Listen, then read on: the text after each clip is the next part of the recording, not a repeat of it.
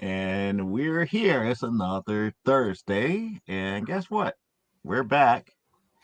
And we're short one person, but it's going to be okay. She's going to be all right. She's on her mission this week. She's on the trail of another lycanthrope, but that's the way that it happens. Hmm. Oh, she's up here telling the truth in the chat, so I don't have to explain anything. But how are you guys today? Good. Well, yeah, doing really well. Good. Halfway home to October 31st. Woo. Yep. All you're going to be so happy. I'll be happy November 1st. Yeah, No, speaking it's of not Halloween like I stuff, don't dislike Halloween. It's just, to me, I just don't celebrate it. I found some toys over the weekend. Uh-oh. Now, it's not really Halloween themed, but it's from Ahsoka, and they had a 2-pack of one of the stormtroopers that ends up turning into a zombie. Ooh. Okay. So, yeah, I wish you could take off his head and see a zombie fight head. But they also had Captain Enoch in the 2-pack. Ooh. Okay. Nice. The gold mask one. Now, of course, after I finished my custom one, they made one. Of course. Yeah. So, but I'm happy with mine. But he was on clearance. I'd never seen him in stores. They had I want to see the comparison again. Yeah, sure. Yeah. Now, mine is missing the decals on the helmet. Let me see. There we go. For the details on the face, from what I can see, I like yours better, Eric. I like mine better too. Yeah. And mine actually has cloth. Oh, yeah. So, but I do like the articulation. This is one of the newer Stormtrooper bodies. Mm-hmm. But other than that, I did find another figure that wasn't on clearance, and this is for Joe here. Uh-oh. Oh, what new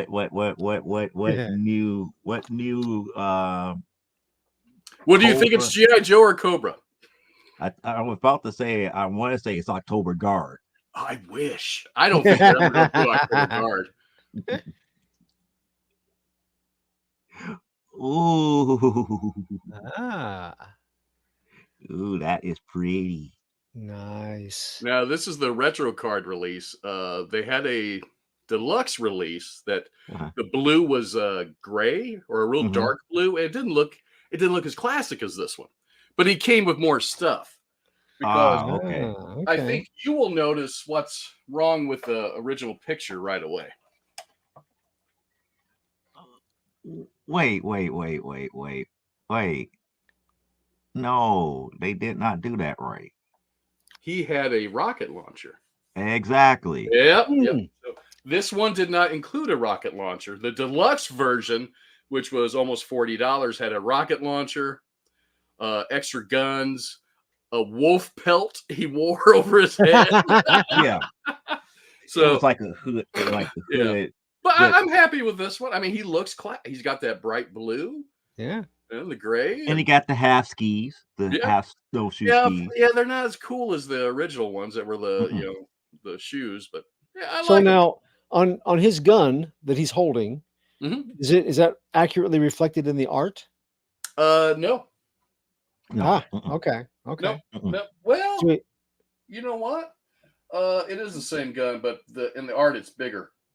I thought maybe they were trying to be like, they knew that they didn't put the rocket launcher on it intentionally because this figure doesn't come with it. So so it's this gun. It's gonna be hard to see, but this is the same one that came with Dusty.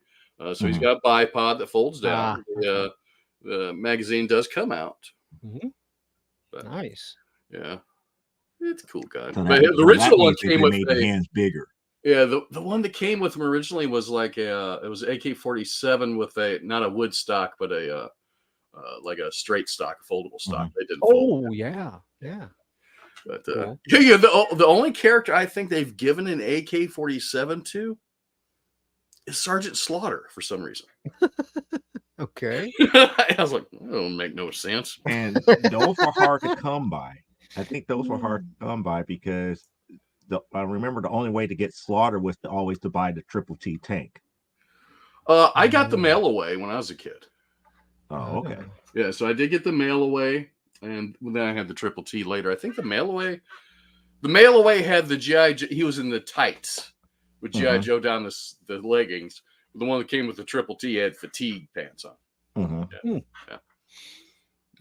It was a very nice find. I didn't think I'd find him. Now, a friend of mine, his favorite Cobra is the is it the Ice Viper that came with the wolf?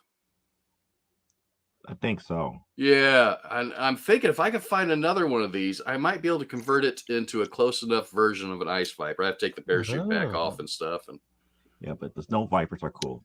Oh yeah, yeah. I'd love to army build them, but I can't at $25 a piece. Just doesn't work in the budget. Not if you subscribe by the old adage. You have to keep a certain person happy, therefore your life be happy. Yeah. I get depressed sometimes looking at my figures and I start adding them up. I'm like, I got like 25. Oops. Whoop. Yeah, as a kid, I'd go buy like 2 or 3 figures at a time, and no, not anymore. But again, as a kid, $25 would have got you like 5 figures or 6 figures. Yeah. And this guy was 25, and then we saw him at Target, and then I'd gone by Walmart, and I was like, they had the Acolyte figures, which are just hanging on every shelf I go to. But then I saw this, the 2-pack, and art's pretty cool on the back of it. Ooh, yeah. And it said $24.50, and it's 2 figures. I was like, well, that's 25 off basically. No, don't look at that 25 off. Look at it. It's like, oh wow, figures at $12.50. Yeah. That's the better way to look at it. Then I went to Ollie's and didn't find nothing. Look at it like I can get this and stuff for the grandkids. All of them. You know what? Because that's a lot of grandkids, man. It is a lot of grandkids. Yeah. They don't watch the show. Oh no, wait. They sometimes do. They might. They're not here yet. Alyssa hadn't said anything, so I don't think she's watching. I do have a Bluey 4-pack of plushes out in the garage. Ooh, nice. Got two of the 4-packs. I don't know which ones are going to. I think one of them is going to one of Alyssa's kids. Cool. But they're only about this big each, but it's a 4-pack and 4 or 5-pack. It was $20. And we got it last year, and we're like, let's take it back. And they're not gonna like Bluey. And everybody still loves Bluey, so this year I'd gone by Walmart. They had 2 of them. I grabbed them up. They haven't had them in stock since. I pulled out a Bluey storybook that I got at the comic shop for my grandkids last night, and they were just like, a lot of times over the stories that we tell, they will argue about what they want to hear and who they want, what kind of story, and who it's by and which book. But when I pull that out, they were both like, hello, we're here. Start. Well, there's 4 stories. Well, we'll pick the one we want. Okay, well, pick one out. Grannies. Okay, here we go. Grammys. I think it was Grammys. Okay, here we are. Oh, yeah.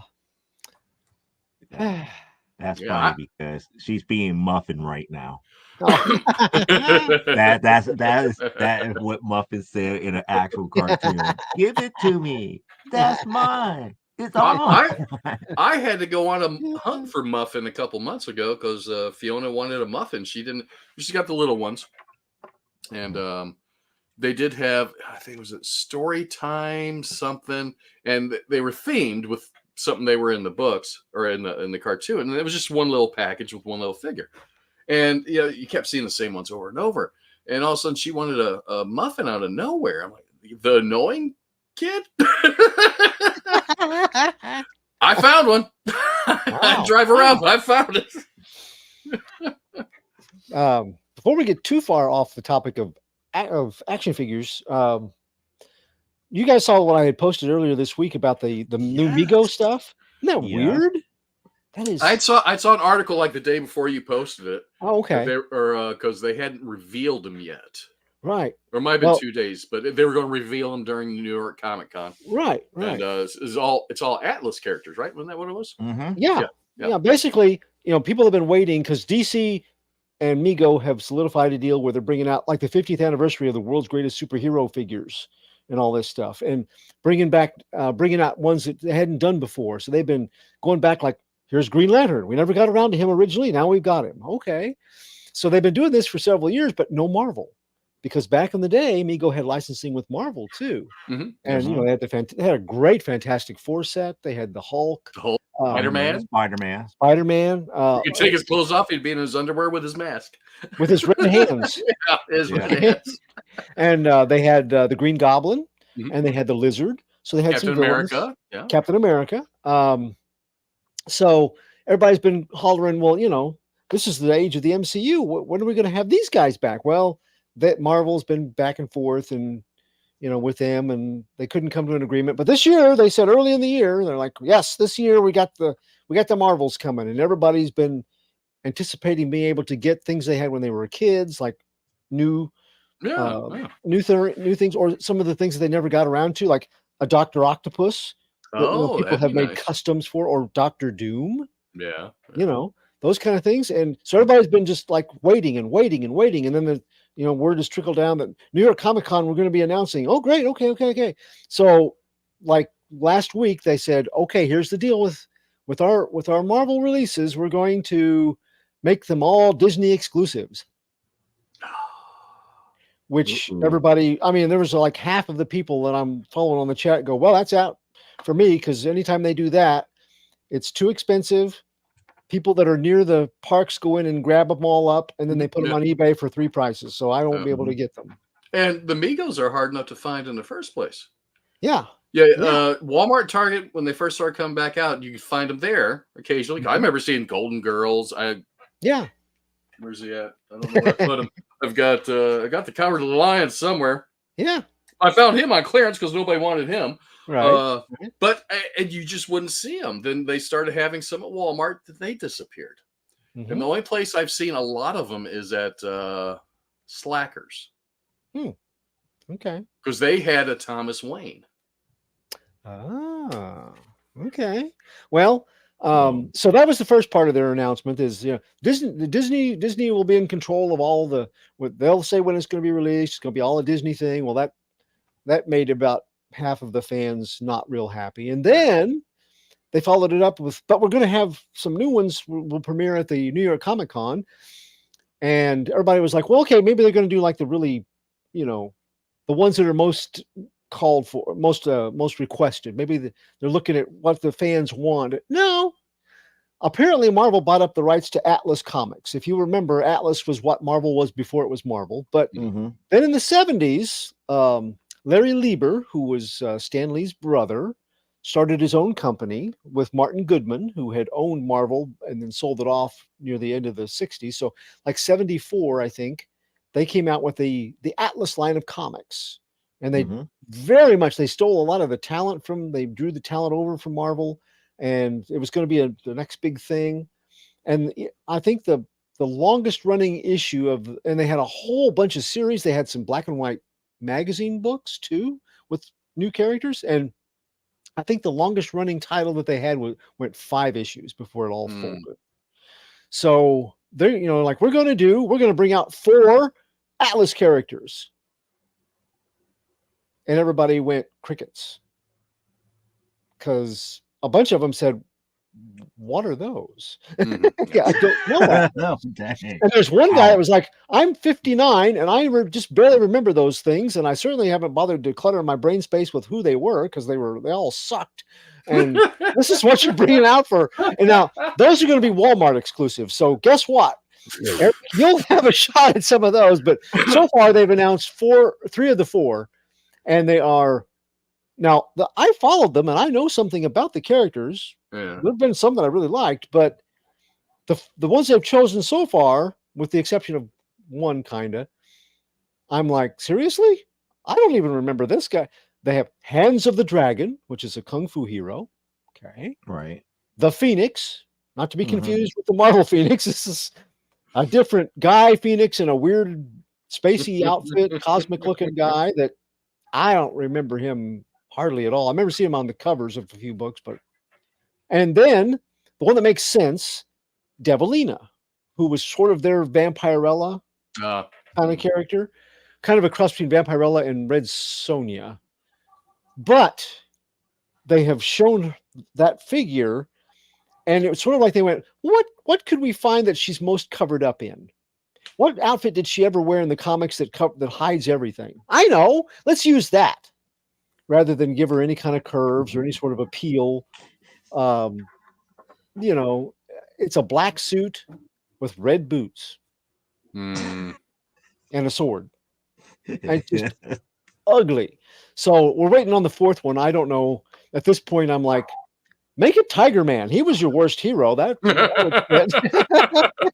It'd be funny. The worst hero gets the best action. Actually, there's one that they could pick that would be probably more popular than any of them, because you could at least modify it into something that's more popular.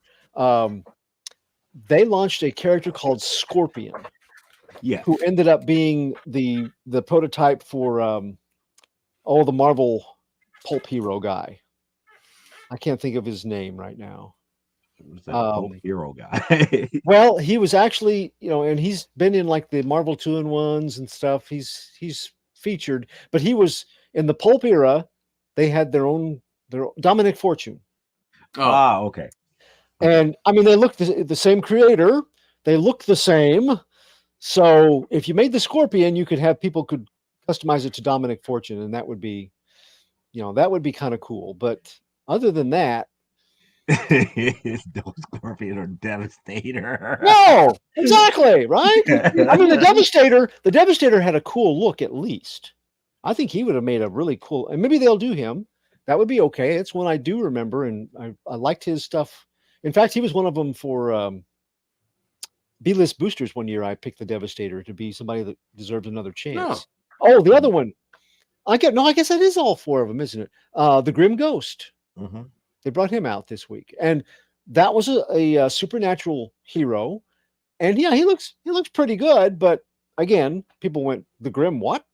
Yeah, a lot of people don't know the classic characters or anything other than modern Marvel or DC and Image. Well, yeah, Spawn. Mm-hmm. Yeah, you can't escape Spawn. Yeah. But they're going to be waiting for that, just like I'm waiting for the re-release of Nubia, because I don't want to pay $600 for the original one. Oh, being a Walmart exclusive, Walmart is the worst about their pre-orders and exclusives. They are horrible. Oh, they usually won't get the stuff in stores. They might this time, because nobody will be ordering. Well, yeah, nobody's going to buy them. And then you pre-order it. If you get to pre-order it, usually pre-orders sell out within minutes. And then it gets canceled 6 months later. Yeah. Target has a Marvel character. I don't buy many Marvel characters anymore, because it's pretty much down to Mandalorian, Ahsoka, and G.I. Joes. Not even other Star Wars, though I was tempted the other day. So I don't buy a lot of Marvel, but they had, they call it Warbird. I still call it Captain Marvel. But in the black swimsuit, the blonde hair, the red sash, and it's a Target exclusive. Mm-hmm. I have not seen it at any Target. Yeah. You can't order it online. You couldn't pre-order because it's sold out like that. It just seemed like Migos sat back and they said, people have been waiting for this a long time. How can we possibly disappoint them at every turn with how we're going to do this? I know. Let's do this, and this. And then announce it at New York Comic Con so that we'll be right there so everybody can share the hate together. Yeah. We'll get them all in one spot. Wow. You see, Clyde just gave me this image of King Joffrey Joffre. Talking around. I was like, well, what are we going to do when we don't have the character? We don't have the characters that they want. Make them wait. They see now trying to redesign them properly.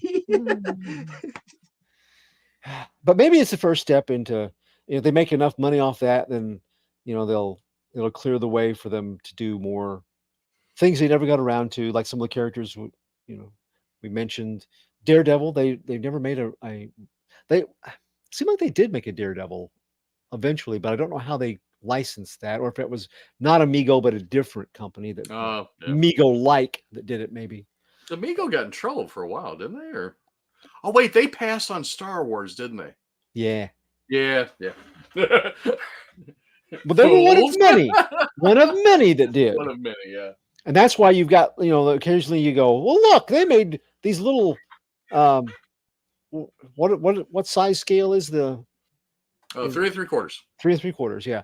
Here's the 3 3/4, the black hole figures. I didn't know they did that. And the 3 3/4 Battlestar Galactica from the 70s figures, and everybody trying to, take a long shot. And Mego even made a 3 3/4 inch. I had forgotten about this guy. Based on C.W. McCall, like a truck driver and hero. Oh my God. It was C.W. McCall, like Haul with a truck. I was listening to Convoy, the song, in my car the other day. I just like to drive down the road listening to it. I think they have. Why Cylon? They have a really bad distribution, I think, and no marketing.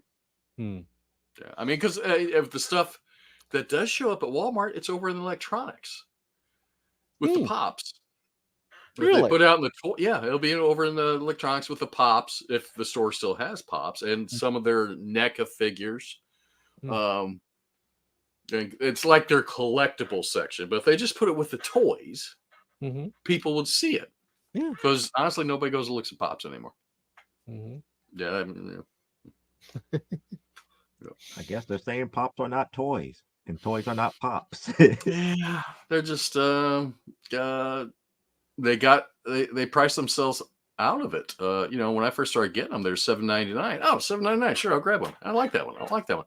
$8.99. Okay, we got up to $9.99. When the pandemic hit, they jumped to $12.99, $14.99.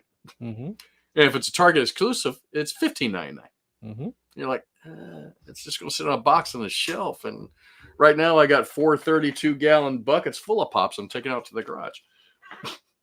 I need room for all my Joes. Yeah.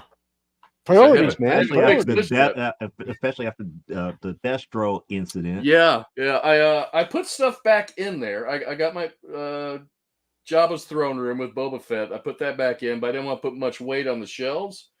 So these two shelves are full. You can't see them, but you can see a little bit of shadow in there. What's in there? No. Full of all my painted miniatures, D&D size miniatures. Because they don't weigh anything, so I just put them. That one is jam full of them. Then the one below it's about half full. I didn't know I'd painted so many of those after I got my 3D printer. Go ahead, just print, paint.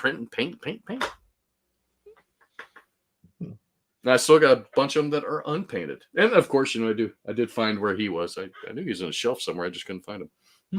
Your skeleton horse. Yep. Yeah. Let's put you back here too. Yeah, we'll put you right there. My Wizard of Oz book fell earlier today, so I was a little worried about putting them in front of it. It's a flop. Like, what?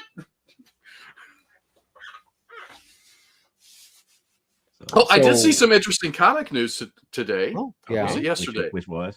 Herculoids. From Dynamite. Right. Oh. From Dynamite, yeah. Okay. That did happen. I'm like, ooh. Cool. But then again, it's Dynamite, so I'm not too thrilled because it's going to be 15 billion covers of issue number 1 for 3 years. But if they're writing pretty well on the crest of Space Ghost and Johnny Quest. Those have both been really good. Some of the Dynamite stuff I've been more lukewarm about, but those two have been really, really good so far, especially Space Ghost. Well, then Herculoids fits right in there. Oh, yeah. So they need to move on to Thundar the Barbarian, too. Yeah. Well, I still want to see that major crossover between Dundar and Goldar, Mm. Yeah. Yeah. the I Sun saw Sword where, versus the Golden Lance. yeah. Silverhawks, I think they're also doing Dynamite. Oh, okay. I think I saw that I this have week. a feeling that they're going to mess that up. Yeah. Yeah. I mean, they're doing okay with Thundercats. I got like the first couple of issues. Well, the first issue of Chitara. I still haven't read it yet. And then I like what they did with their Darkwing Duck. Mhm. Negaduck was okay. Justice Ducks. Meh. Kind of lukewarm about that one, yeah. Mhm. But it seems like when they get the cartoon theme books, they try to do a decent job. At least they getting Mhm. people who have a love for the old series, Yep. and they're not just phoning it in. Mhm. Yeah, they do seem to have.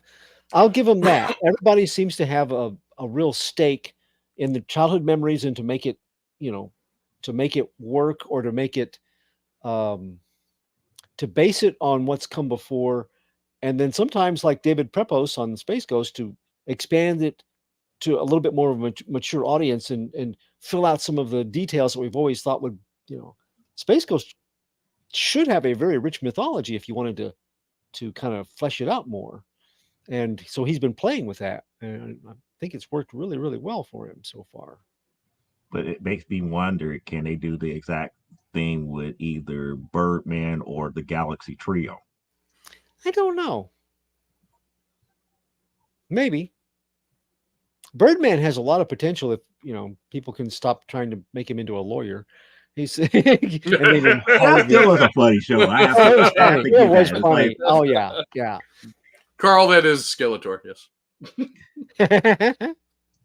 But Birdman, when you look at his, because I looked at him to do like a role play game where kids could play these superheroes as a team, Mm. and looking at Birdman's background, I'm like, you know, as much as I love Hawkman, even though he's very confused between the DC Golden Age, where he's part of the Shazam and the ancient Egyptian deities, and then the 60s, where he's a sci-fi hero from Thanagar that uses archaic weaponry. Nth metal arcanic weaponry. Yeah. As weird as all that is, um, Birdman has more potential to be a really well-rounded character than he did. Mm-hmm. Really does. So I could see that working if you got somebody that really, really loved it enough to put the time and effort in. And well, at least explain the organization that Falcon 7 belongs to. Yeah, That's the exactly. thing that would interest me more so if they did a Birdman comic series, Mm-hmm. like how they did with Space Ghost. Mm-hmm. Explain the organization that Falcon 7 is in. Yeah. If Yeah. they explain Good, that, good then start. Birdman, skyrockets Mm-hmm. even more. Mm-hmm. A superhero that's actually really more like a spy Mm-hmm. than anything Yeah. else. Yeah. Only posing as a lawyer. Yeah. That would be like his cover story when he dresses down. That's right. That's right. Well, And we would understand why X was always after the crest. mm-hmm. Not the rest of the uniform or anything like that, just only the crest. Yeah. Yeah. There you go. See, there's So that's lots why I of say stuff it that we has could to dive do more into. with the organization that he's a part of. Mm-hmm. And I shared with you guys, because I kept seeing it on my feed. Oddly enough, um, that there's a Kickstarter with Kolchak the Night Stalker. Oh, Hmm? we already Going on. ready for that. Shall Yeah, I? yeah. Let's dive in here. Okay, so we got Kolchak the Night Stalker from Monstrous Comics. The guy behind it is the same fellow that did the 50th anniversary anthology for Kolchak. He's got a good track record. That one was nominated for a a Stoker Bram Stoker Award that year. Oh. Yeah, Mhm. so he's got a good track record and everything. And I think he's coming out strong with it's a 3-issue set. It's basically Kolchak and has a crossover with the classic monsters. And they use the term classic monsters. So I'm sure they're avoiding Universal so they don't have to pay them. But classic monsters of the Wolfman or the werewolf, Dracula, and Frankenstein. And then to start with, the first issue of it, they've got a crossover here with David Dasmashian is writing it, and he's bringing in Count Crowley, which I have reviewed the stories with Count Crowley. I really, really like that the setting. He's made an appearance in one of the Count Crowley issues already, just unnamed. They didn't have the rights to use Kolchak, so he's a reporter that wears a seersucker suit and a hat like that. We just don't know. He's just not named. But yeah, she's already had a crossover with him anyway, I think. Or no, that was with Elvira. So they, other things have kind of touched on it. The same company that was doing the this and they do Elvira, they were kind of messing with that too, with him being a part of it. But in this case, it's authorized. It's an actual crossover. The only weak part, well, 2 weak parts. One, it comes out in December of 2025. So that's kind of, and it has 3 different creative teams, one for each book. So maybe that's why the whole year, though, is kind of asking a lot to wait. It's reasonably priced. It's made way over. It's like, I think they start off with 11,500 as their goal, and they're already like 60 some $1,000s on it. So it's definitely funded. But the other part is, okay, so you got a werewolf, and you got Dracula, and you got Frankenstein. Okay, well, if you've watched Kolchak, the movies, the 2 TV movies, and then the Kolchak the Night Stalker TV series from the 70s, he has fought vampires ×2, a werewolf ×1, and kind of a sort of a new Frankenstein 0.5. So this isn't exactly new territory for him taking on classic monsters. Oh, there we go. Yeah. Yeah. So you kind of overstated the goal. The goal was only $3,500. Oh, okay. I thought it was higher than that. Okay. I knew it was way over, but I thought maybe I was looking at the number beneath it of backers or something. But yeah, it's definitely, it's got its funding legs going. So, and it, covers look good. It's got some little preview bits like that. I did have a nitpick about that cover that you're showing first, though. Yeah. This one. The stripes on his suit. Yeah. Well, go down to the pants, Joe. Mm-hmm. Oh, I see what you're saying. Yeah. It's like they took the stripes. Okay, he's got stripes. Let's all go one direction.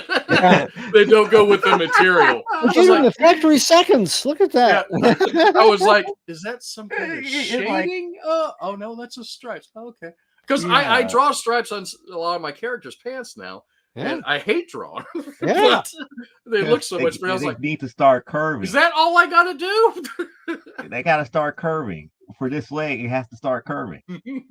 What did they used to talk about? They had like the stuff that would come out like a crosshatch, and it was like Presto Magic. You just kind of, you could make textures that way. Mm-hmm. It kind of looks like that. They just kind of did all that. Oh yeah, there's so much stuff out there you could do that with. Yeah. Oh, that looked cool. I like that. That one, I saw that one. That one looked really good. Yeah. That's the Dracula one. Oh, there's the jacket. That one, at least you get to see the lines a little bit more prominent. That one, you really don't. And this other one, it kind of gets buried. You could tell that they're there, but whoever did the coloring kind of obliterated some of it. I thought it was pretty nice, though. I mean, if you just want an electronic copy, they're like $10 for each one. No, that's not bad. And if you get all 3 of them, if you order all 3 of them, you get a little bit of a break, a few dollar break. So it's not. Yeah, I thought it would be like maybe astronomically priced or something, but it's not too bad. You can get, and then Yeah, thirty if you want dollars, more $30 stuff, total. yeah. So,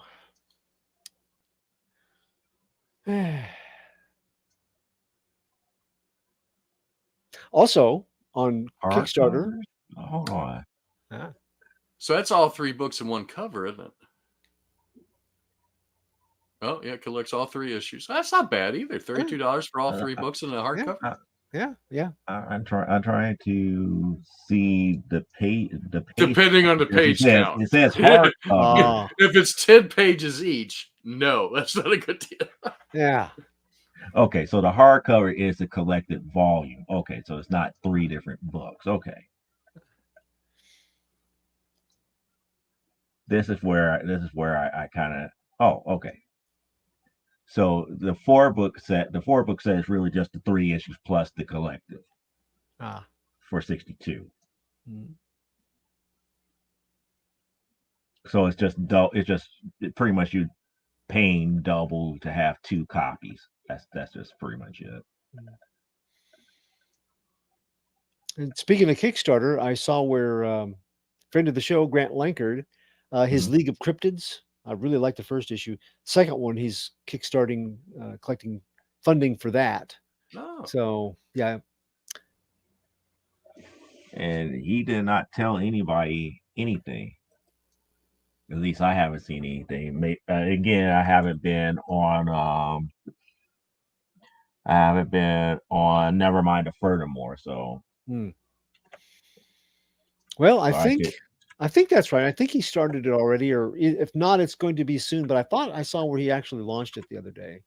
So I saw it on Facebook on his feed.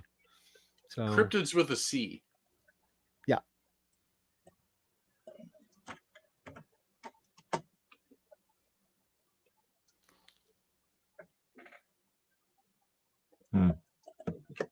It makes me want to go back up there, even though I corrected it.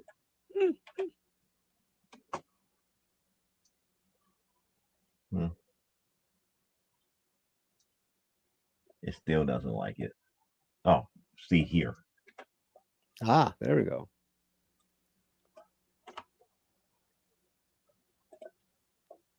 And the answer to our question is yes, it is launched. It is 44% in play. Yep. He is a third of the way to his goal.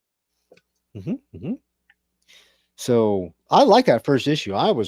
I love the concept. I think it's really, really one of the stronger cryptid stories I have seen, and that's including the ones that are put out by some of the other big smaller companies.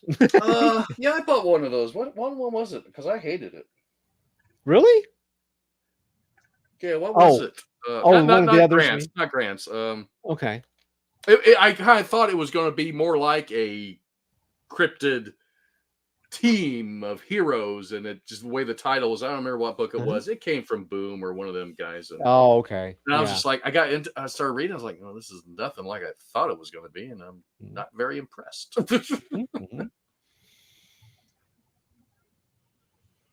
Though I will watch all kinds of cryptid videos on YouTube.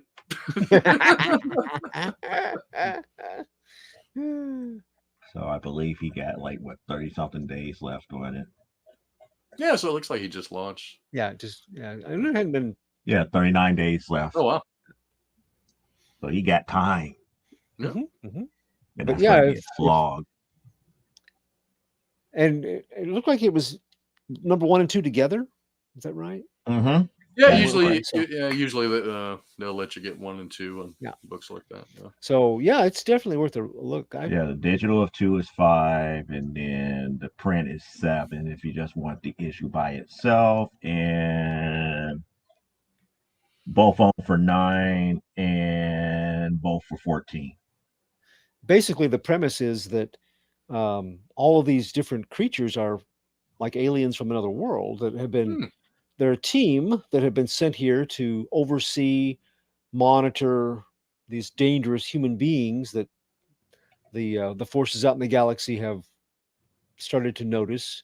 and sometimes they have to take direct action, and so they're sighted or they're seen, but each one of them represents a different kind of race, with different powers and stuff. So, and they have been doing this. They're pretty much, they are, as far as their lifespan, it's much longer than humans. So, it's the same creatures that we've seen throughout human history that they're writing accounts of when they have to show up to do stuff. So I thought it was, like I said, I read a lot of cryptid books I have in the last few years, and this was one of the best concepts and best executions. It was the first few pages were a little rough getting started. I do remember that, but once it got rolling, it rolled well. So, And Donna said that it launched last Saturday. Okay. Thank you, Donna. And I'm just looking at this picture, and I'm still going. It's still going like Bigfoot hits him and going, but that one going, why? And these two, after they get hit, going, Yeah, I don't. It doesn't seem like you see a lot of cryptid comic books out there, and people love cryptids. I don't know why not. I think it was Project Cryptid was the one I got. Okay, yeah. I can tell you why. Yeah. Well, I'm sorry. Go ahead, Joe. No, I'm about to tell them why there's not a lot of them out there, because again, people hold people to the legends of those cryptids very closely. So it's not an easy thing to write, to be quite honest. Yeah. And Project Cryptid, each one had like two cryptids in it, two or three little stories about them, and some of them are and different creators. So some issues had one good story, and then the other two were best recollection I had of it was the first issue. They had a monster from my area that I'd never heard of, so that was really cool. But it's been very hit and miss. Well, I know on the drawing show one night we did cryptids. This is last year, a year before. I had to explain to over half of them what a cryptid was. Like, how do you not know what cryptids are? Yeah. So then I had to post an image that had cryptids from all over the country and where they're located. See, this is the problem that I have with the concept of cryptids, because again, Bigfoot is not a Yeti, and a Yeti is not a Bigfoot. And a Sasquatch is not a Yeti nor a Bigfoot. But yet they all share the same kind of build and architecture, makeup. Now I was like, yeah, this gets too confusing. But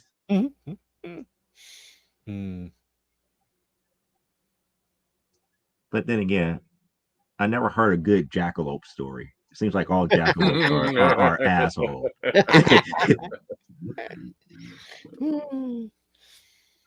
Maybe that's an idea for Grant later. It's like maybe to introduce a jackalope character as a villain. There you go. Evil horned beast of Schoenberg. He's got a vicious the horned, unassuming beast of all evil.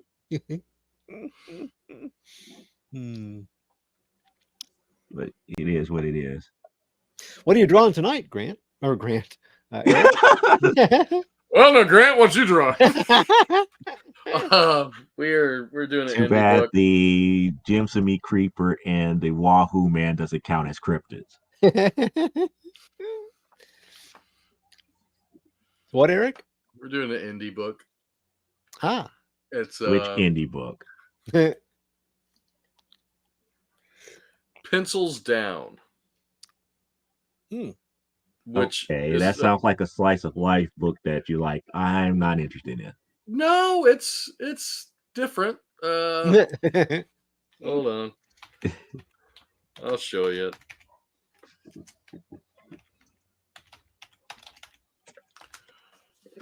I forgot I had something already in my search here. Pencils Down. Pencils Down. It hasn't even launched yet, but A lazy artist tries to summon a demon for revenge, but actually brings his pencil to life instead. So here I'll show. Hold on, let's see. Where'd you guys go? Let's see. Let me share. They have a jackalope head mounted on the sign of a store on East Broadway by me. Beanie loves it. PBS Kids Odd Squad uses a jackalope on their crest. Okay. Pencils down. Pencils down. The beaniest pencil there ever was. Wow. So he has a Gatling sharpener. He doesn't have any legs. He's literally a demon pencil. He's like, I'm going to you out. I'm not feeling very challenged, but I'll try to come up with something. But since I am Sharon, I did have something I was going to bring up for Carl. He's talking about, well, if I ever bought a figure, it would be something. And then I went, well, I bet Carl would like Tigra from Fire and Ice. And he could just paint the hair red and he'd be good to go. Boom, chicka, boom, boom. No, it is a $70 figure. It's not Tigra anymore. It's Sonya. I've seen really good reviews on it. So. But I don't typically spend $70 on a figure. Even though it does come with a cat. Duck Tracy. But yeah, I don't know.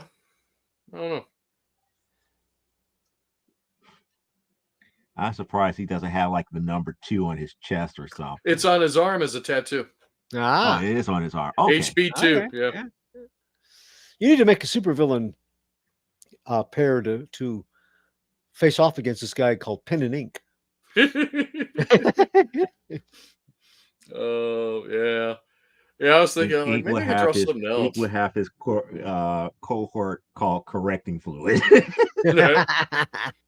Oh my goodness! Look at this one. Can I make that one bigger? No. Do you see the nipple on that? Wow. What in the world are you doing? A cold pencil. Did this one have nipples? The highlighter. No? Oh.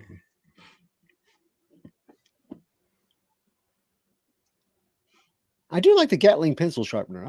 That's pretty cool. Yeah, the old school classic. Yeah.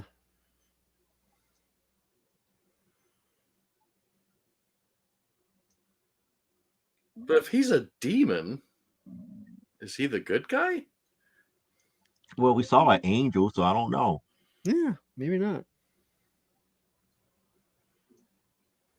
So Pen and Ink could be there like superheroes to take him out permanently. Yeah.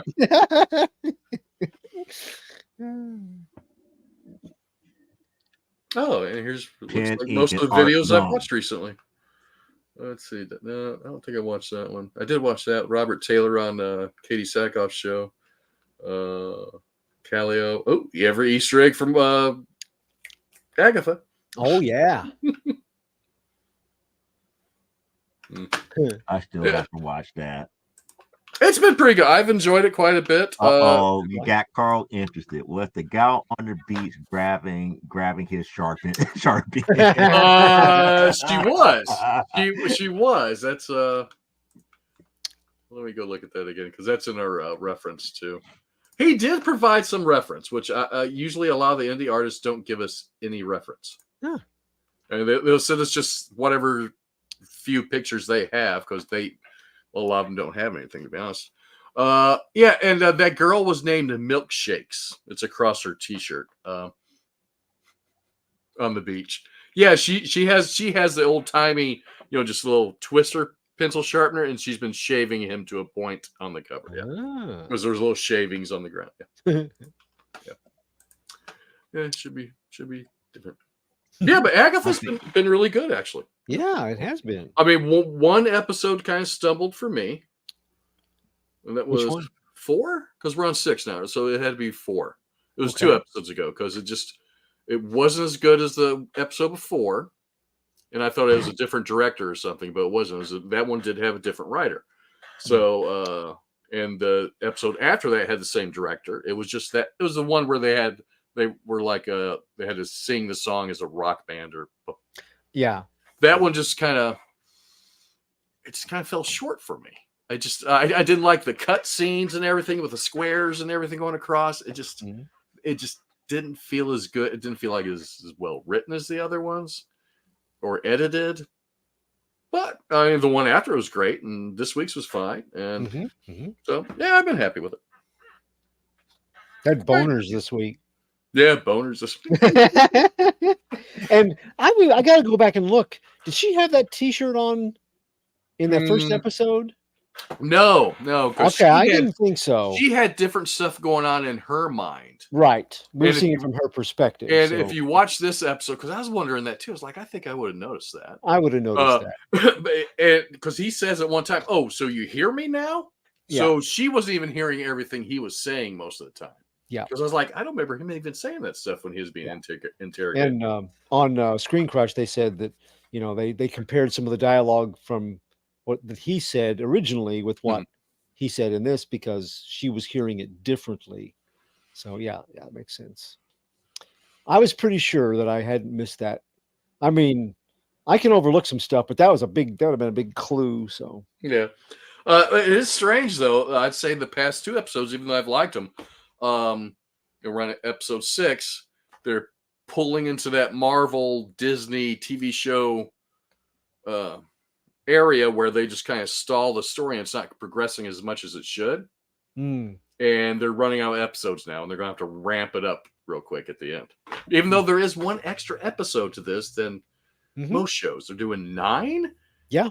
Yeah. So, I was hoping to get next week and then 2 on the 30th. Yeah, so I was hoping to get a little more story, but I was like, oh man, they're stalling. It's starting to drag out because we didn't need all that background. But we got a lot of background this episode. There was just a lot, and they could put more in there. I don't know.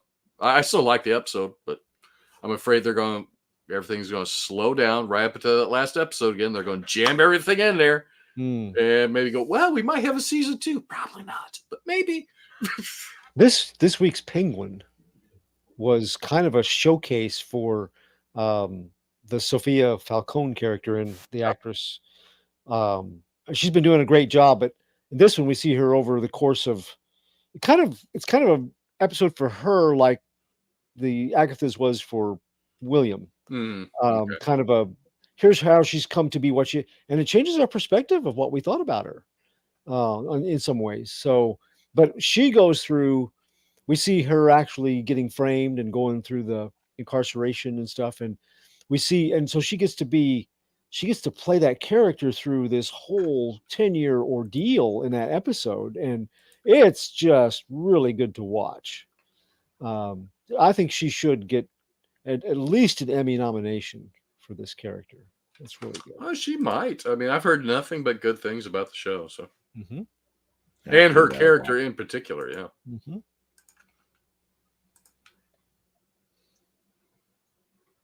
Still got to figure out and watch it. Yeah, I got to finish up the McMahon documentary. I enjoyed that quite a bit. I don't have HBO or Max, as they're calling it now. Keep thinking about it, getting it, and upgrading my Disney package for some reason, because you can get Disney, Hulu, and Max now somehow. Like, I don't know how that works. Because I've drawn the line at streaming platforms. Apple, no. Those but stuff I want to watch. I've drawn the line. And HBO has been another line, but unfortunately they got stuff out there I want to watch. I still have not seen the new Willy Wonka movie because it's on there. Yeah, that's been tempting me. Okay, the new one is so good. Yeah. So, no.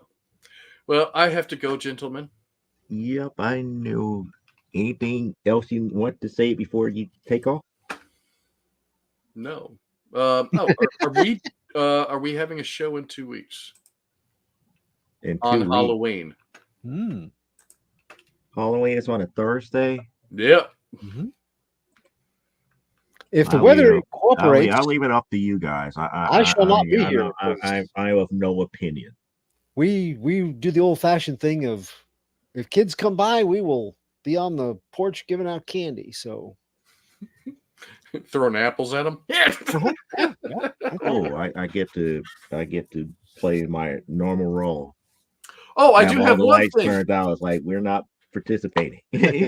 I do have one thing before I go because I wanted to ask Clyde this and Clyde, do you ever eat McDonald's? Do I what now? Eat McDonald's? No. My daughter does. Why? Well, I've got my sensors refilled, and I don't think I've ever noticed when I eat McDonald's. My glucose goes up like 175 points. That's why I don't eat McDonald's. See, because I'm aware. I was like, the other day at work, I was like, You got victimized by my fries. phone started going off because I get an alarm if it goes too high. I'm like, what the hell? I looked, I was like, what the heck? You ate the fries. Well, at that time it was all a quarter pounder and fries. Yeah, you ate the fries. Yeah. So, and then the other night, Jennifer did bring home McDonald's. She goes, "You want some McDonald's?" I haven't fixed anything yet because I'm still working. I was like, she goes, "You said you didn't want the McDonald's." I said, "I know, but I do want to try that new Big Mac with the chicken." Sure enough, poof, beep, beep, beep, beep. Yep. So, as much as I like those bagels in the morning there, I think McDonald's is done for me. Because I know in the past when I have stopped eating McDonald's for long periods of time, it almost makes me sick to eat it. I eat it, my stomach's all like, "Oh, why'd you do that to us?" So yeah. I just didn't know. I was curious. There's a reason for it, though. I think there's got to be a lot of sugar in that freaking bread, those buns. There's a lot. McDonald's foods is heavily soaked with sugar. Like the fries are actually done with sugar water. Yeah, that's I like made trade secrets with their fries. I made a homemade hamburger for dinner, nights after I had that quarter pounder. Didn't affect my blood sugar barely at all. Yeah.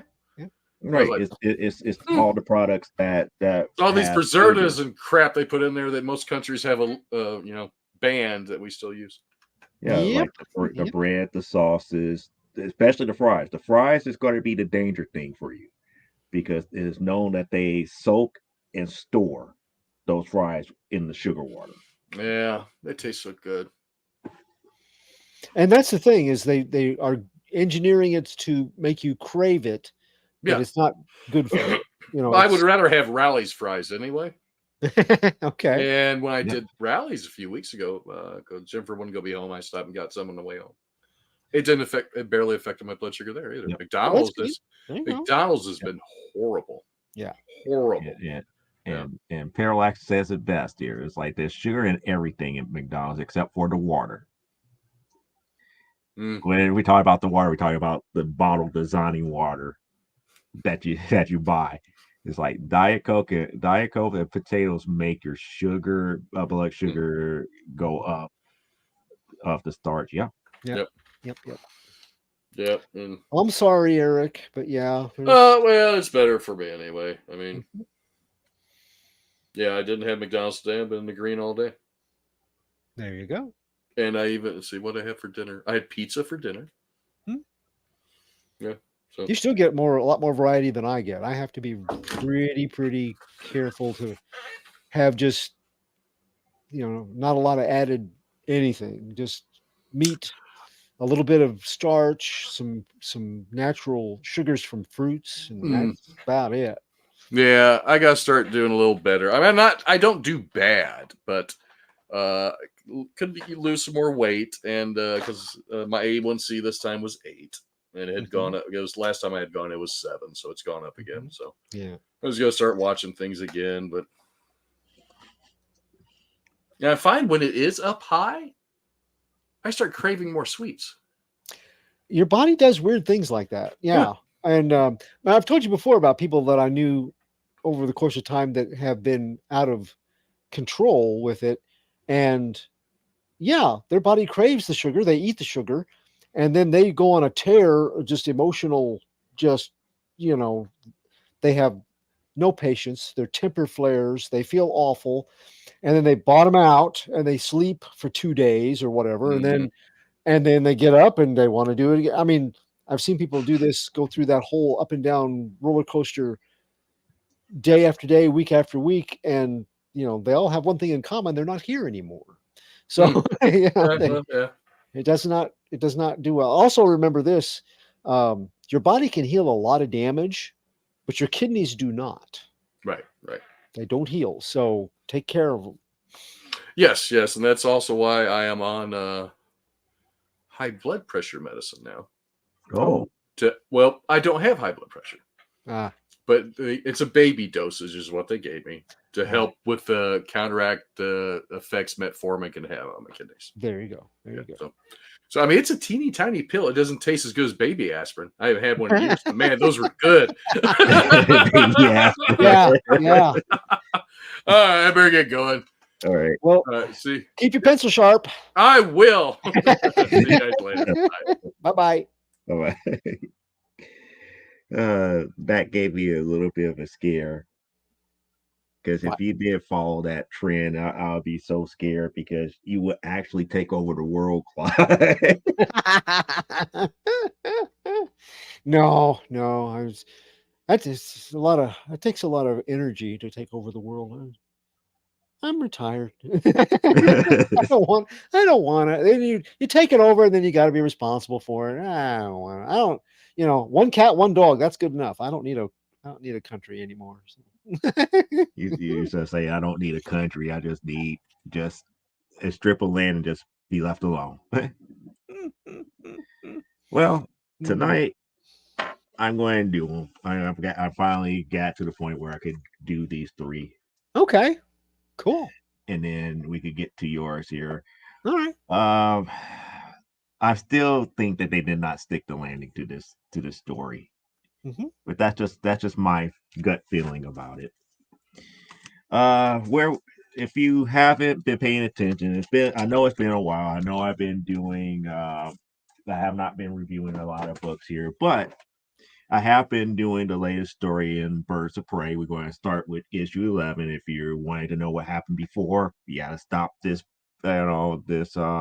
particular video. Go back to a few episodes back to kind of catch up because I'm not going to go back too far back. That is, but the gang is going through all these different pocket portals because they're trying to save Barbara Gordon here, and we don't know what entity is actually holding them hostage and everything. And as they go from like pocket universe to pocket universe, that is one of the things that is nice and good, but also kind of bad is that the art style changes.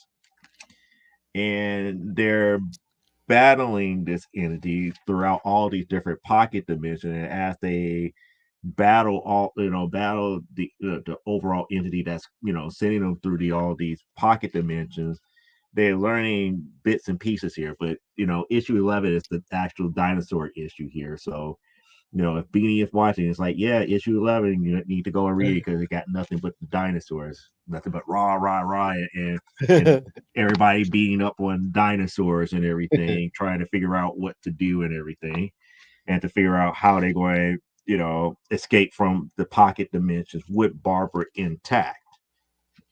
But here's the weird thing. So while they're inside of here, you have Zealot on the outside with Constantine. And Constantine is up here trying to figure out, well, if the portal does not allow certain weapons up in there, such as Barter's Mega Rod and a couple other things, that would prove that whatever entity this is does not cannot deal with certain types of technology. Therefore, he's up here kind of like at a loss as far as where the actual pocket dimensions are going.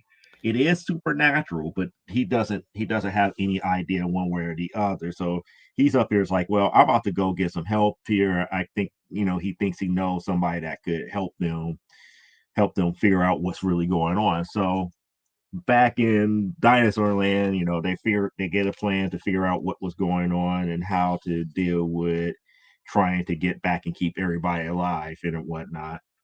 So they spend the night and everything. So they get up the next morning, and then that's when the portal opens up again for they could jump into the next dimension and everything.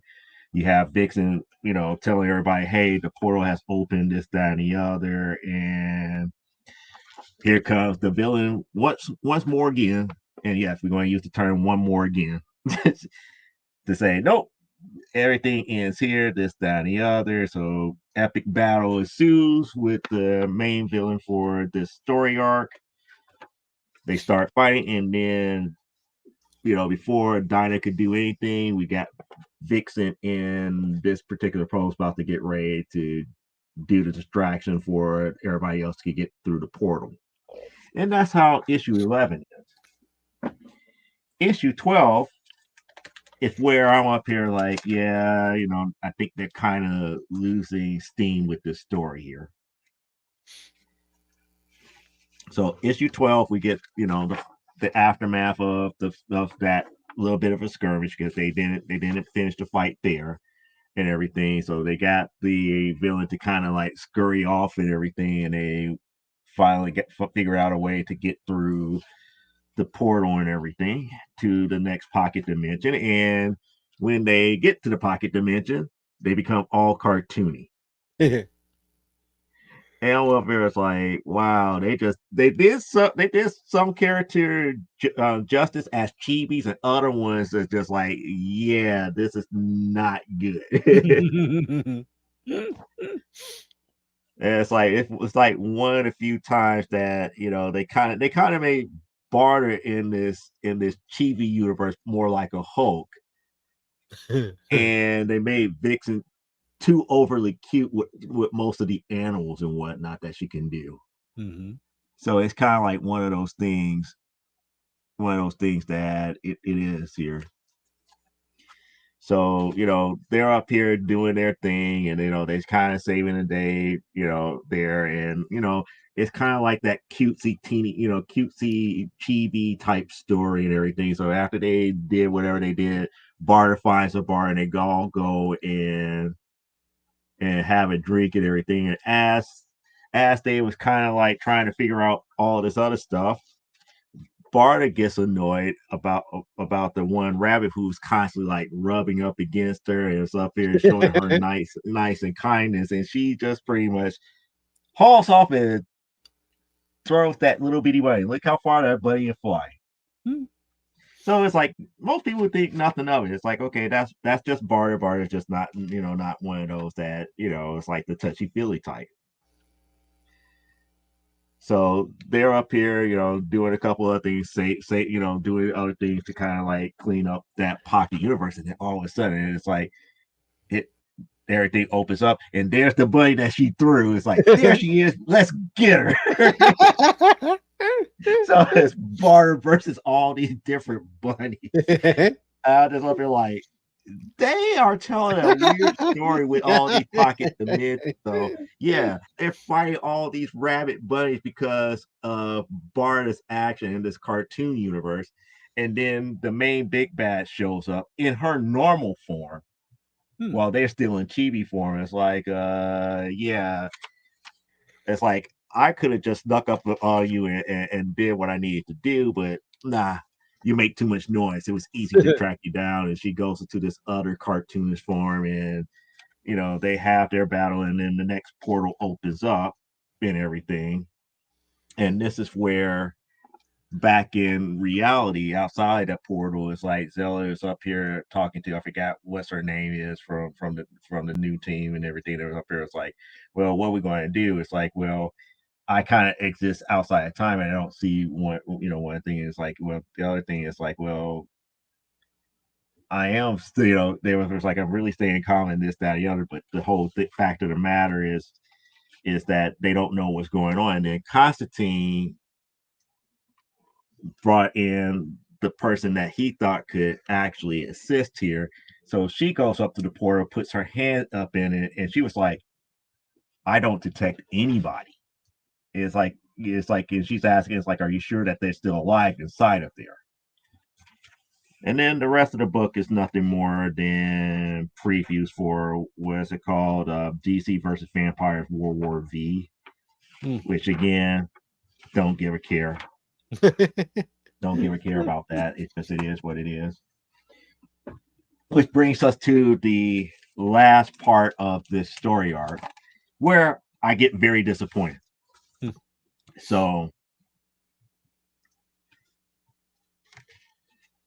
they jumped into the next portal. Now they're inside the next pocket dimension and everything, and it looked kind of sort of normal in this dimension. And Sin and everybody else is fighting the main big bad again, and you have Barbara Gordon fighting and everything, and just everything is going their way, and she's up there. It's like like you guys don't understand. I control everything. It doesn't matter if you take me down one way or the other.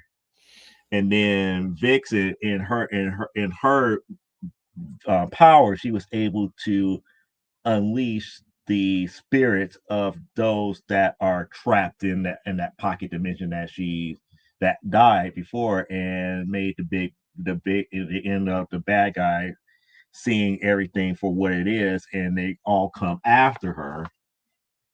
And lo and behold, after all of this is happening, after all of this is happening, she actually loses control over the pocket dimension and everything, and they chase after her, and they come back into their actual reality and whatnot. Now, this is where the story, I didn't think that they stuck the landing of the story here. So when they come flying out,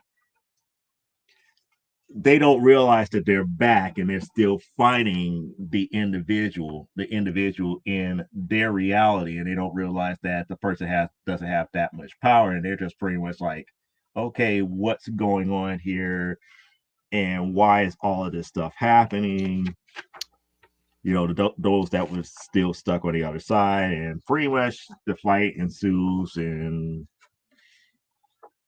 pretty much we don't get a satisfactory ending here. More so, it's like, okay, fine, we got you all tied up. Here's a gun to your head. It's like the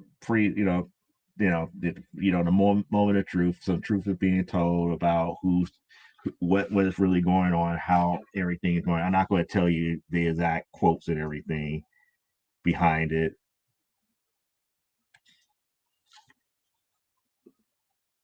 Pretty much shots were taken, nothing that's deadly, and eventually the big bat turns into a sparrow, and that's the end of it. Which I'm up here going like, huh? What? Why? Why out of all things that? Okay, not going to make a big deal about it. So pretty much, everything was done and over with. It's like the portal closed up and everything.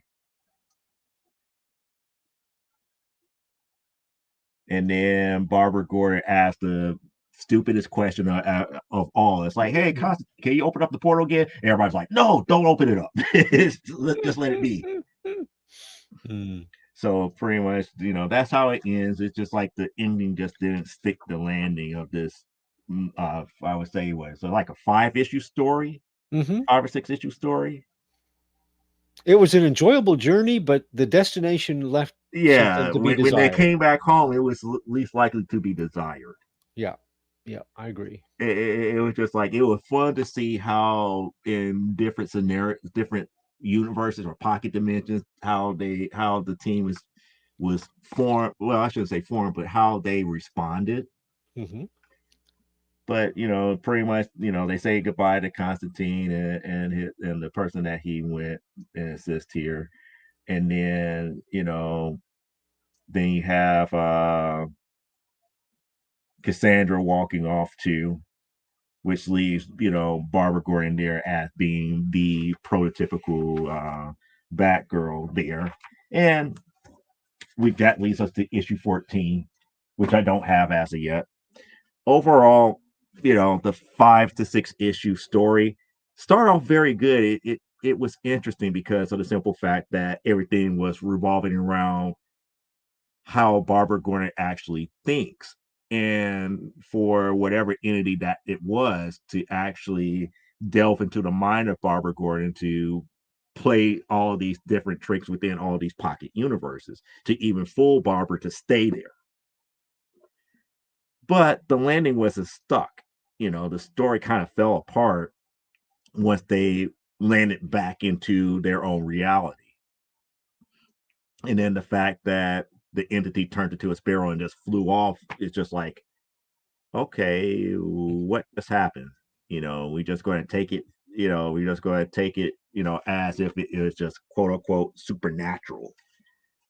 It just, to me, it's just like, it's kind of like one of those things that if you want, if you don't want things to be explained, just say, just say, you could have had the big bad do something else to kind of disappear.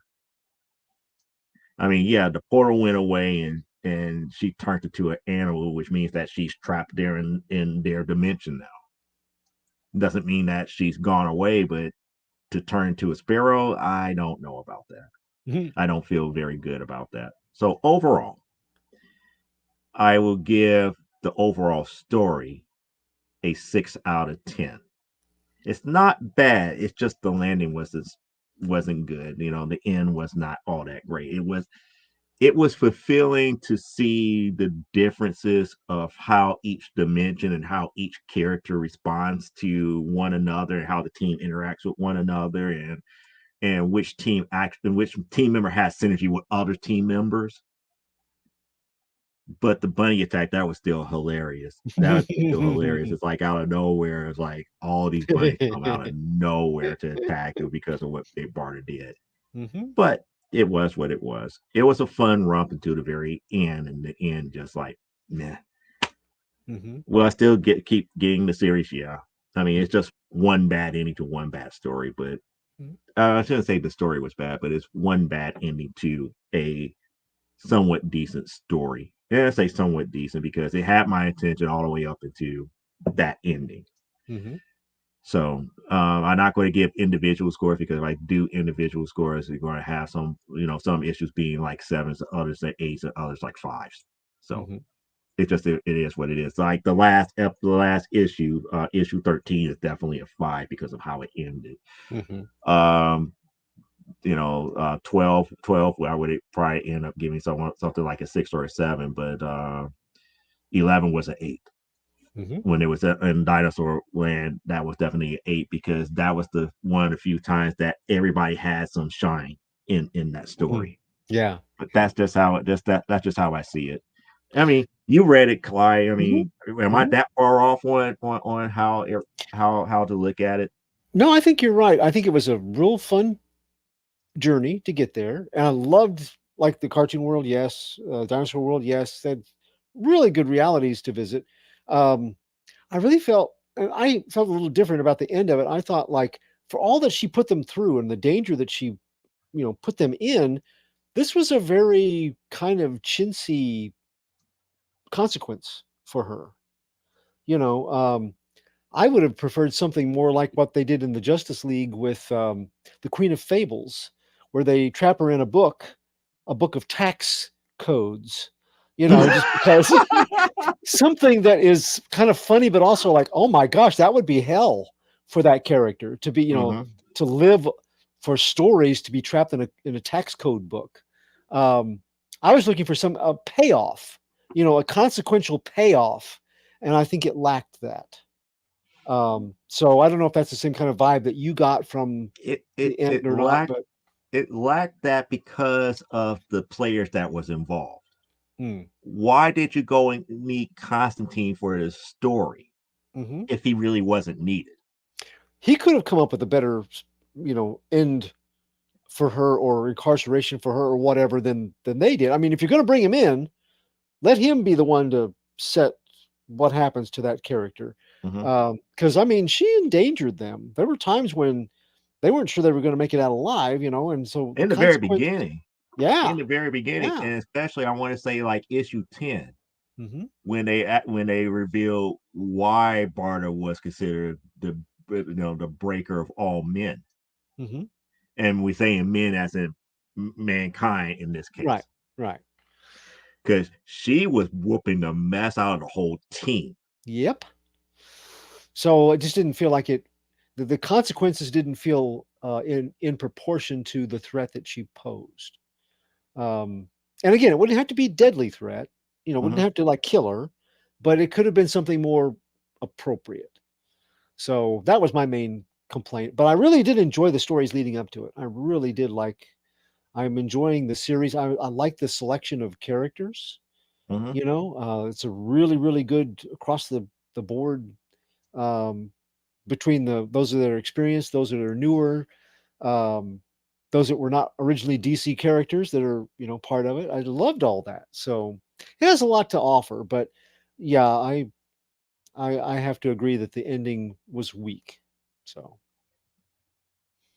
we agree, Joe. How Yeah, about that? yeah, that's the one of the weird. That was one of the weird things because that's like the Yeah, last I think we both read where we liked it, but at the same time we kind of disagreed. I believe it was Junkyard Joe. yeah, yeah. Yeah, I believe it's like my question. If I remember, we talked about this on a show prior show. It's like Mhm. I still don't understand why the neighbor kids were such an important part of that story. And I was like, was it needed?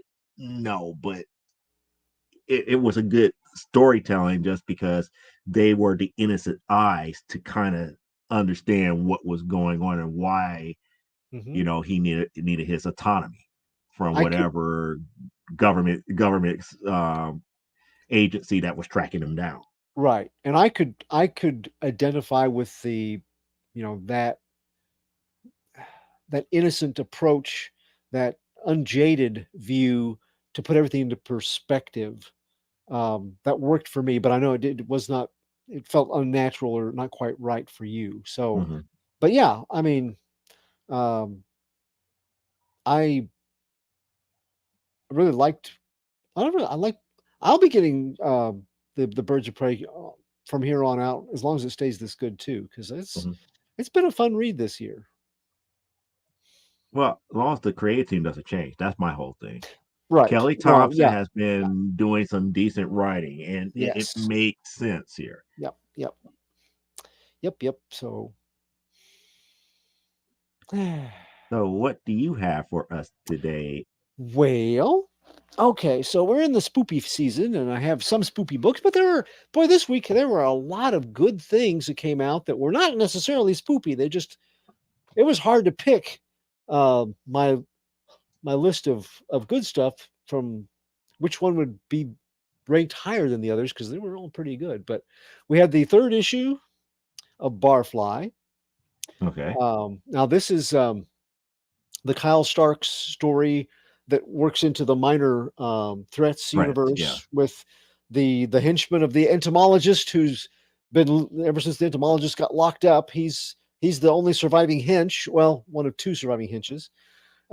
He's a housefly that has been uh, artificially um, evolved into a more humanoid person. He works at a and since he didn't have his mad scientist to serve or anything, he had to make a living. So he works in a restaurant and he works and he plays in plays bass in a punk band, and he's trying to have a life, and but the he still hangs out at the supervillain bars and stuff because it's everybody he knows is a supervillain, pretty Hmm. much.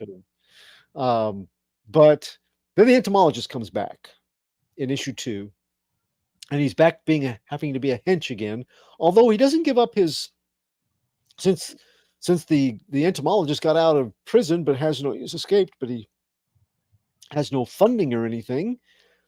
Basically, the housefly, the parfly must now fund him, and The so downfall being a hint, you got to pay the bills. I know it's just, and he treats him awful and everything. So this issue, um, the and his name isn't Barfly, but that's what they describe him as a Barfly. So I'm going to use that because you can't say his name without a squeaky toy. It's a bad word. But um, he embraces, amidst all this where the supervillain is making him foot all the expenses, and um, he has a nice landlady who takes care of him and helps him. He's got coworkers he likes. He's got his band that he likes. He's not giving that up. He's trying to serve both masters, and all the while, his punk music becomes really good because he's living that whole against authority thing. I can't wait to see what happens next issue because he got a hero that has come into the story, a kind of a superhero version of him, where he's not the most respected guy in the world. He's kind of a Green Lantern analog. He's not the most respected guy in the world, and I want to see how they end up helping each other out. I think that's where we're headed here. But it was Kyle Starks writing this kind of character in this kind of world is just fun. He's so good at that kind of thing. So if you like that kind of weird, off the kilter, looking at bad guys that are like not B list villains, but more like Z list villains that you can root for, that you feel sorry for. Good read. Falling in Love on the Path to Hell. We got the samurai and the cowboy who have entered this kind of dimension between life and death, along with other warriors, and they're trying to see how to get back to the world that they know. But they form an alliance, and this is another. This is issue number 5, and we're starting to see how they have grown to have mutual respect for each other. It's kind of like the Western that they had with Charles Bronson and the fellow from the Japanese films that was a samurai, and I played in a lot of the classic samurai films from Japan. Shanghai Noon? No, that's That was that's a Jackie Chan. comedy. Yeah, that But was Jackie Chan. same idea though Right. of Western and Eastern in the Old West.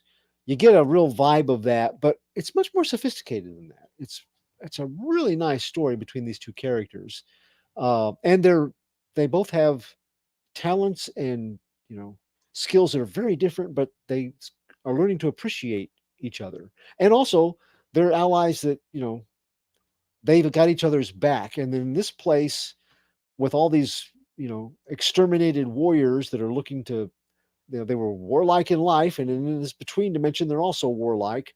It's kind of every man for himself. So if you can find a partner that has your back, it's a valuable uh, asset for trying to find out what's going on, how to escape from this world, or at least to exist in it without being in perpetual and eternal bloodshed. So it's been a slow story of, not, I can't say it's a story of attraction, but mutual respect becoming something more. And I love it when those kind of stories play out nicely, where there's some setbacks of their chemistry is building, but in each case there's things about them from their past lives, and we see why they are, that kind of hinder their progression toward becoming a couple, or at least a solid partnership. So it's not easy. It's not written like taking anything for granted. I like that kind of a story. Destro. This is the end of the story arc for Destro. It's number 5, and my goodness, what a I can't wait great! to get my copy. I can't wait to get my copy. Oh, it's worth waiting for. This is good stuff. We get this has been consistently good all the way through, and here at the end, Dan Water gives us the whole, firmly puts into the perspective of the shared universe with the Transformers, the part that Destro intends to play, and amidst all the other, what we would call the villainous side of things, Destro is on his own side, and it's fun to watch him work. And this is a very nice cap to the whole series. Okay, Joe, Mm-hmm. you might have to get this just because we see Scott-Free and Barda's daughter is one of the characters. Never's back. Huh? Never's back. Yes. Never Free is back. Yep. And this whole crossover, this is the multiverse collision detected with all of Oh, the. We got Superman sculpting the mystery machine, and so it's with got crossovers. Steven's universe reign away and Yes, here. that's right. You got you got cartoon characters, game characters, and this is what the old Warner Brothers crossovers with their cartoon characters used to be like. Except this is made for kids. Um, they have references to Peanuts and other pocket dimensions. Again, this is a pocket dimension kind of thing, but the reason that they have these pocket dimensions crowding into the reality of our comic book characters is because um, the young Ms. Free, they don't allow her to play with the mother box. It's too dangerous. So she designed her own daughter box, Yeah. and it portals things in from other dimensions. Um, Now, for most of this issue, they're fighting the drones and the forces of Brainiac because he's been hacked. He's managed to shrink Batman, like the city of Kandor, so that he's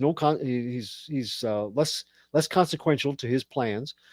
They fill the skies with all of these Brainiac, kind of like the Ultrons, Brainiac drone robots that adapt, kind of almost like a mazo. They adapt to each of or like um, the Sentinels. They adapt to whoever's facing them. So they So put up more like a mazo then. well, they don't take their powers, but they adapt to the powers that they face. Okay. Um, and they're doing it on the scale that it's like, you've got some powerful heroes and some heroes with experience that are having a real difficult time. They're not being killed or anything, but they got their hands full.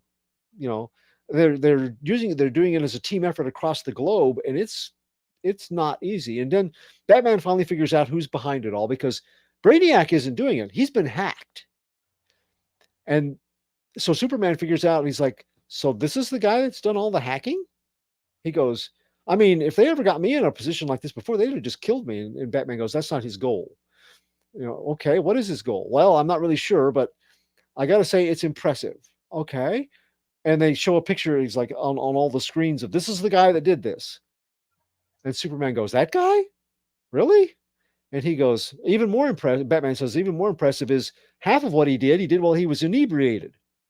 It's Rick from Rick and Morty, who has put them through all their paces. That's just the kind of sense of humor that this has got. And it's just got one Easter egg after another. So a lot of fun. Just that one line, I'm like, this gets on my list of my top 10 this week, just because of that line of Batman going, more impressive. He did it well. Half of these things he did while he was inebriated. So yeah, that's good stuff.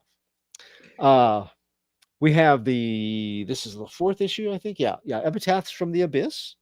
We're continuing our EC Comics continuation with these horror anthologies. And this one's got 3 stories. And just like the others, kind of a classic approach to telling horror tales, but with modern situations and sometimes tech. In this one, we got a federal case of paranormal reality TV. When Eric was talking about the cryptids earlier, I'll watch any kind of cryptid show. First story, it's a cryptid show gone horribly, horribly wrong. Second story is stringing enough pearl necklaces in your marital status to hang yourself with. Basically, letting the marriage override every other part of your personality, which I think is that speaks to a lot of people with intimacy issues and things in modern day. It has it starts off as a fairly classic romance story, but it doesn't stay that way. And the last one I think is the best. It's a body image influencers and snake oil salesmanship.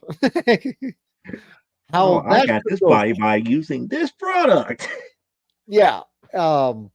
It is one of those that you're like from the first panel, you're like, well, this isn't going to end well.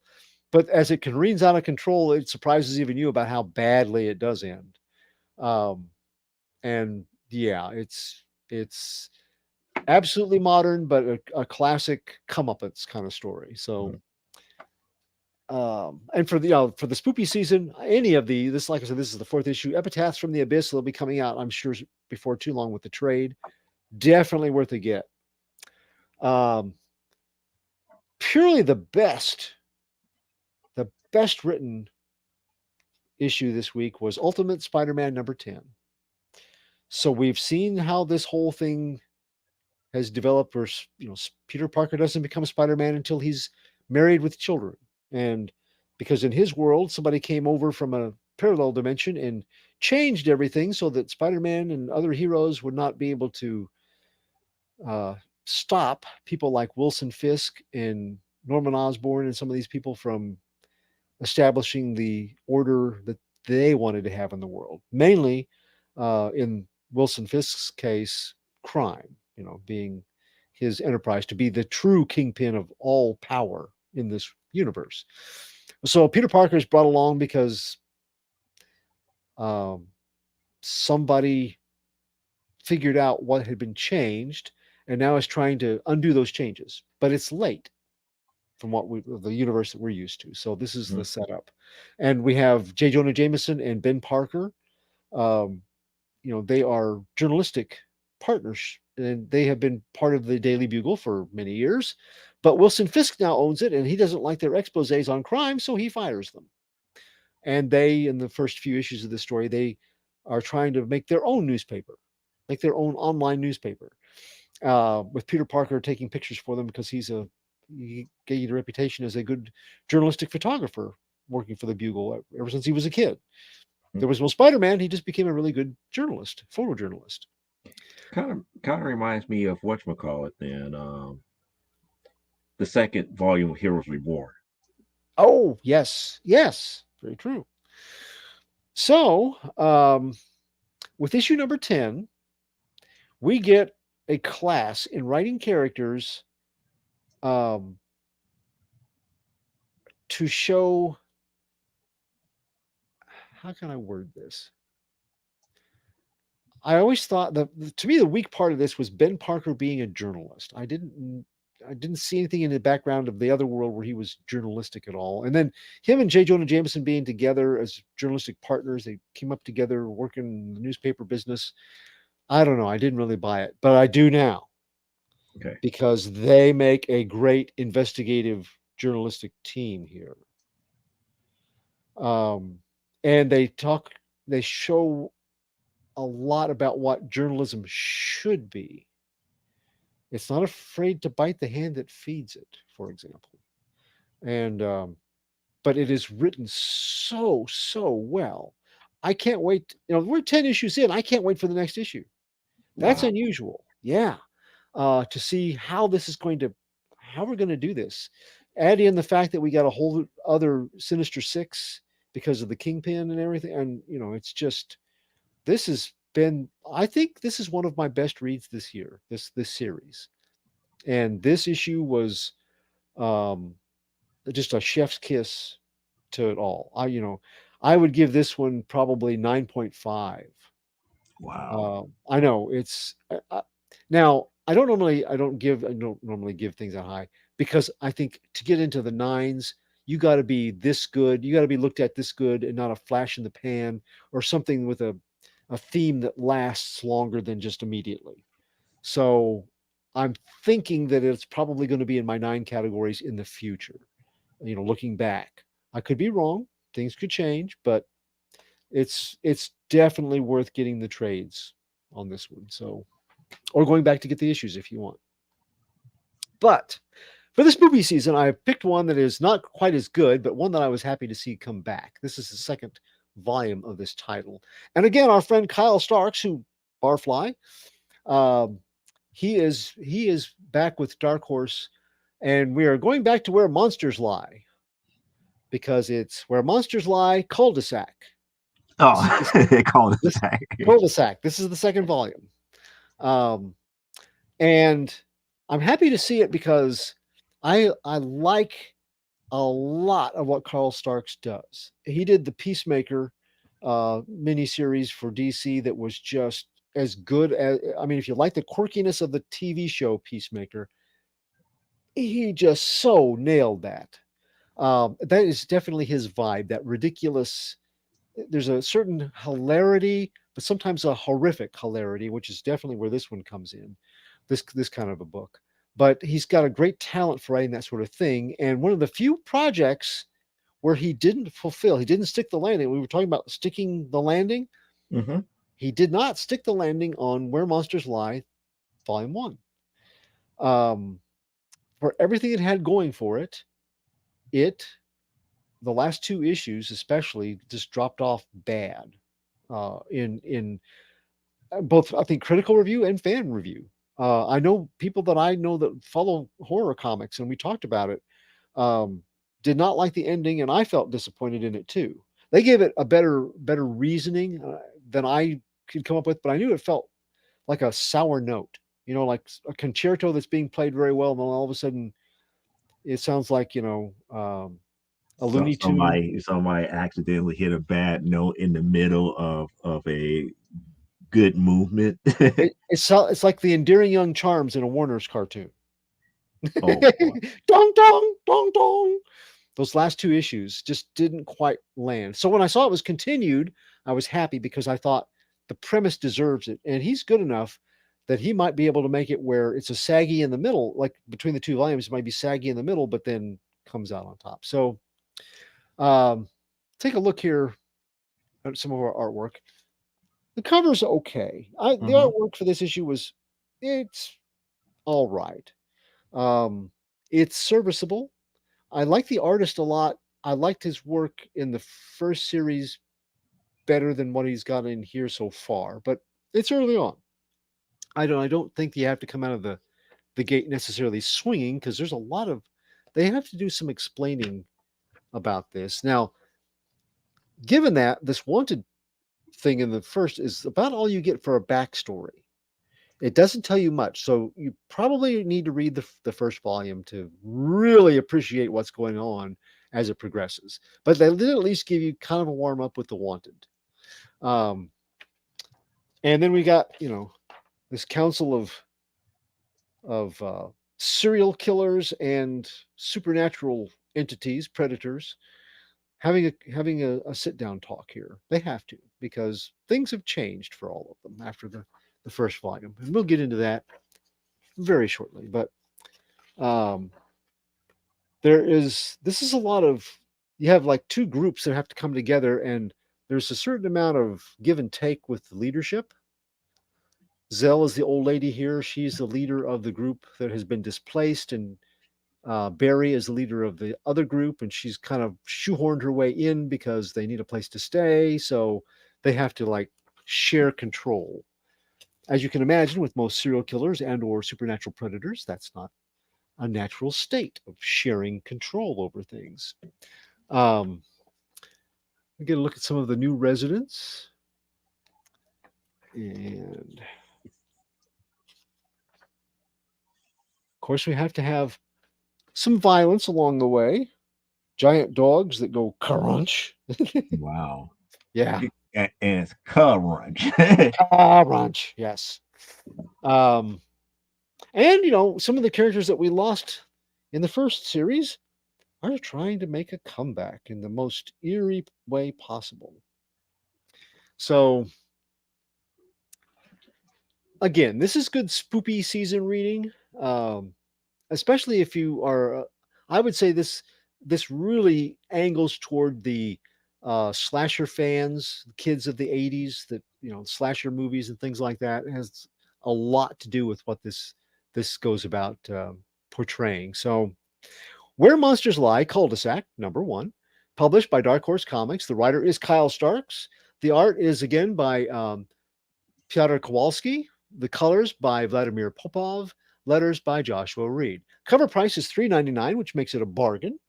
Um, because a lot of the things that I got this week that were really, really good, they're $4.99. So I think for what this puts out there, $3.99 is a good bargain, and it is definitely rated mature.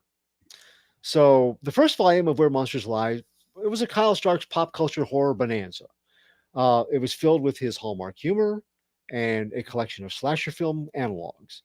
In short form, just to remind everybody, because I reviewed them before, think of a homeowners authority for a community of cinematic serial killers and supernatural predators. Mix in a variation final girl protagonist, plus some twisty deviations on the usual gore film formulas, and it was exactly the kind of storytelling that I think Starks excels at. His fans, they are accustomed to this kind of quirky, fun, in this case, humorous but also horrific storytelling ever since the six sidekicks of Trigger Keaton series that first brought him to my attention as a really quality scripter. Um, that said, the wrap of the series, it told an uncharacteristically hollow note. Again, like I said, my horror comics fans, they were disappointed in it. Looking at the returns on Comics Roundup, it shows, first issues were in the high eights. The last issue, I think, was six something. Definitely, kind of in the middle of the series, it started to take a downturn because of part of this scenario that in the climax. So great concepts, good execution, a landing that didn't stick. And at the time, I remember thinking that if they had another issue, I think they were down to at the point they were doing like 4 issues for an arc. And I thought if they had a 5th issue where they could have maybe filled in some blanks, it would have been better. I'm not sure that that's the case, but I still think that it might have had something to do with it. And so that's why when I saw that they had, Where Monsters Lie, Cul-de-sac, coming back as a volume 2, the solicitations came out for it. My Monster Kid joy just soared. I was happy to see that they were going to get another shot at it. And then I could see the journey of Connor Hayes continue. The story takes up without much prelude, as I said. So reading the first volume is recommended. Also, now, if you're going to do that, if you haven't read it, I'm going to be giving some spoilers here because I kind of have to talk about this issue. So if you haven't read the volume 1 and you do want to, and I imagine you can probably find that on Hoopla. You can probably find it at your library because it's been released as a trade. You can stay tuned in. We appreciate you staying tuned in and sharing and liking, but you can go la la la la la la, and you won't hear anything bad. So in that initial volume, we met Special Agent Hayes. Connor Hayes was the lone survivor and an encounter with a puzzle-using psychopath as a teenager. Kind of like it's kind of like the Saw movies, is what it reminded me of. I think that's what they were analog for kind of the Saw characters. So ever since, Connor Hayes, as the survivor, has prepared. He trained, he got into law enforcement, and he established a law enforcement unit that would specialize in waging war against mad butchers like the one that held him and his friends hostage and killed them. Quint has his sharks, and Ripley has her xenomorphs, and Mulder has his UFOs, and Connor, he's got his slashers. So by the end of the first series, many residents of the serial killing gated community called Wilmhurst are dealt with, while others flee. And in true Nietzsche fashion, the special agent sending them to flight himself becomes an abyss dweller staring back. Be careful of the monsters you fight, or else you can become one. This is what happened. And that, to a large degree, is, I think, why that was a dissatisfying end to that first series. The way that it happened, I think people they didn't care for not necessarily that it happened, but the way it happened, they didn't buy. But you can't undo that. So Kyle Starks is going on from there with it. As the story continues here, the scattered community, it takes refuge in a special second site because, the killers have a backup. neighborhood where they can safely hide between their sprees, which is the whole idea of what Wilmhurst was. Is we go here between sprees, we don't kill here, we have rules to the community, we don't prey on each other, we don't kill each other, and we don't do any crime here. We don't poop where we eat. Um, and then we can come here and rest up between sprees, killing sprees. So so yeah, it would make sense that they'd have a second and even apparently a tertiary site. Um, Zell, the homeowners authority head from the eradicated Wilmhurst site, has to balance leadership roles with Barry, who's the manager of Site B. Together, they uh, they got to oversee the killing efforts of all their charges and safely uh, satisfy corporate, which that's kind of a shady area. There's a corporate involved that sets tallies in they have to have so many kills and things like that. So there's a corporate entity involved somehow. And so they've got to satisfy corporate by maintaining the blood flow quota.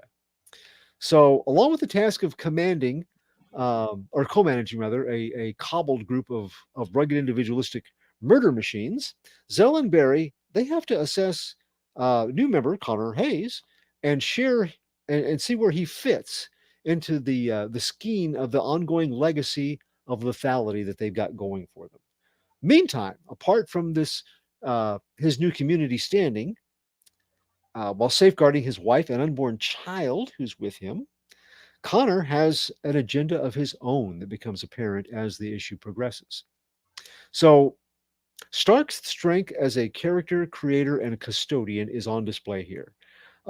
We get reacquainted with Zell and the Holiday Killer. We meet some new characters in Vilmos and Barry, and Barry has his wife. His wife is a zombie wife, Carla. And that's a perfect Stark's collage of horrific and hilarious because they're funny, but they're also, terrifying in their own way. The plot continuation, as presented, feels like a B movie sequel setup. And I'm talking about the good kind, where problematic elements from the first film are summarily handled and make you say, well, of course the story goes on from here. That doesn't always happen with B movies, but when it does, you just get that feeling of, well, this makes perfect sense, and it's very satisfying. And I think he's done that with this, picking up the pieces to continue the story very, very B film, B movie nicely. Um, Reference the character work, and as much as Starks makes them glow with madness and menace, credit has got to be shared with the artist here, Peter Kowalski. Reading this premiere, fans of the first series may experience what I did. There's a mental parade of devilishly deviant character portraits as drafted by Kowalski. The sort not seen since childhood nightmares after eating an entire bucket of Halloween candy on your own. I remembered the characters from before, even the ones that weren't on page, because his rendering of the ones that had been in the first issue brought all the others just coming back. I think that's a strong art um, ability when an artist can do that without showing you all those characters, but remember, bring back the memory of them, and the writer also. It's not just the artist, but I credit the artist a lot with that. It's sort of like when you catch the smell of something and it brings back memories from the past that scent is associated with, the same way his artwork did that for me here. I remembered the crazy, zany, weird, deadly characters from the first one, and it was a pleasant kind of memory for a spooky story. So, and I don't get that from all of the horror, even though the horror artists that I like. So I think that's a very, very powerful part of Kowalski's appeal as an artist. Um, his style for the series, it always evokes the film Nightbreed as well. And if you've ever seen Nightbreed, it's kind of one of those minor. I don't know if it really qualifies as a cult film, but they had the whole idea to do a whole series in the Clive Barker kind of vein of weird monster characters, but it was just the one movie. It wasn't successful enough to launch its own series. But every time I see his work on this title, I think of the tribes of the moon and the city of Midian, where the monsters go. And again, this is this is why it was such a good spooky season read for me, because it brought all those sorts of things back.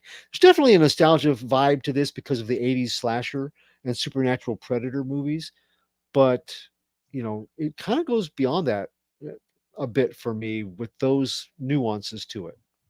So, with lots of spooky and spoopy reads available this Sam Hain season, I'm sorry, Salwin season, give yourself a wickedly twisted treat. Um, Read the first series of Where Monsters Lie and follow that up with Where Monsters Lie, cul-de-sac number one, for what opens up as a very promising next chapter. Um, we're not sure how it'll go from here. I hesitate a little bit because the first one had sour notes, but I do have a lot of confidence in Starks, and he's only gotten better as a writer since he penned the first one. So I am bored. I'm on board for this. I want to see where it goes. And because of that, I give it my Monster Kids of the 1980s rating of 7 blockbuster video rentals out of 10. That's a lot of blockbuster videos. Yep. Interesting. Very, very interesting indeed here. I don't know. It just that book doesn't sound as bad. I probably again it fits into what I consider is modern day horror. It's the whole hack slash type deal. Mm-hmm.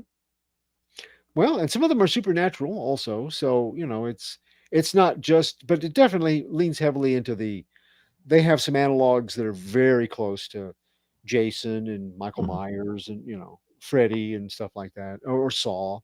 Um, so, And that's the thing. So, like I said, I don't consider Saw horror. right.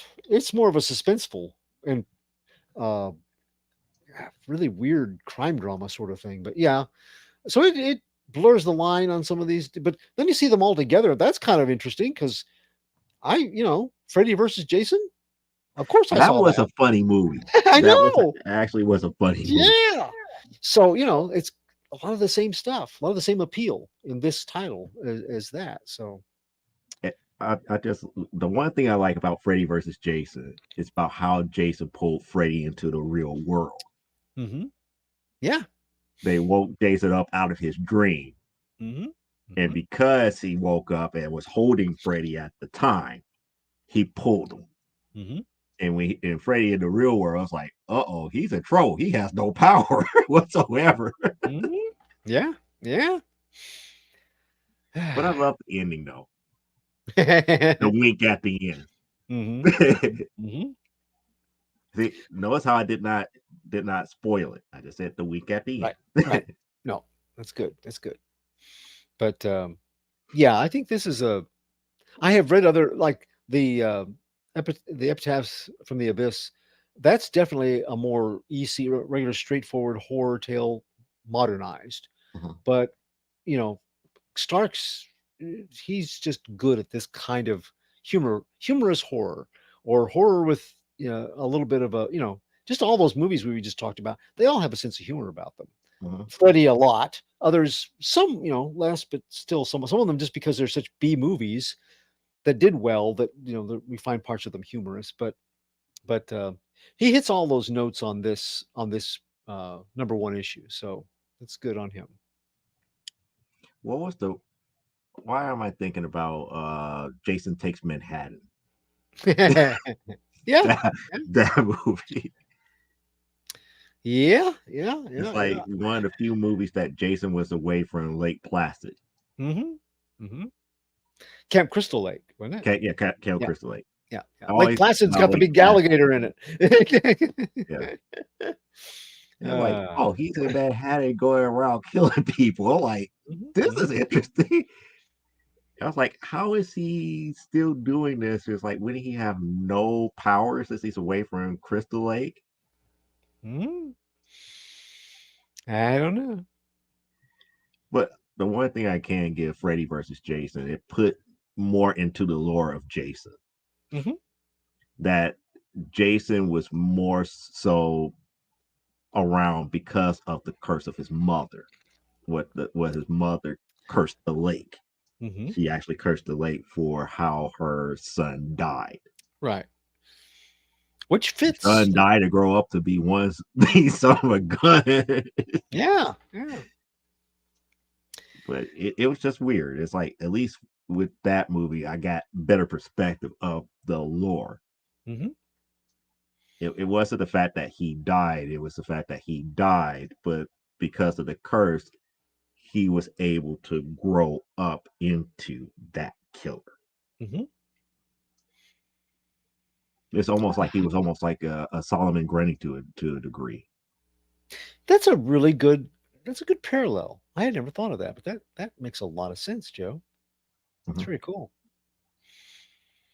Now, DC, please do not put Solomon Grundy in a hockey mask. He doesn't need it. He No, looks fine and zombie-ish on his own. and besides, he's a lot stronger and almost nigh invulnerable, which is way more than Jason would ever be. Hmm, I don't And know. and He he came and back he's for a not lot of tied and he's sequels. not tied to a geographical location because Right. remember, the further away Jason gets away from Camp Crystal Lake, the least the lowering of his power. That But was the one thing what about about Slaughter that. Swamp? If Solomon Grundy gets away from Slaughter Swamp, does that not? I mean, the place that he was put the longest without coming back was the moon that the Justice Society put him on. So Mhm. I don't know. There could be. I don't think it's as strong a connection, but I'm sure there's some sort of a mystical connection to that swamp, but maybe not as strong as Jason to Camp Crystal Lake. All right, but just for some reason, Manhattan just made a big deal about anytime he heard water running Ah, and being gotcha, away from Camp Crystal Lake. gotcha. It's like for some reason he just couldn't take it. He's just like, oh, Yeah. I'm paralyzed. I'm frozen. It's like I'm like that's not Jason. Well, Jason would be more afraid if once you start engulfing him in water. Like if you trap him in a tank, mhm. that's when he really gets scared. But running water, no. Of course, now Jason X. I mean, once they fused him up with a whole bunch of nanotech to heal him and stuff, he seemed to do okay without being around water. He was in the middle of outer space, so. Mhm.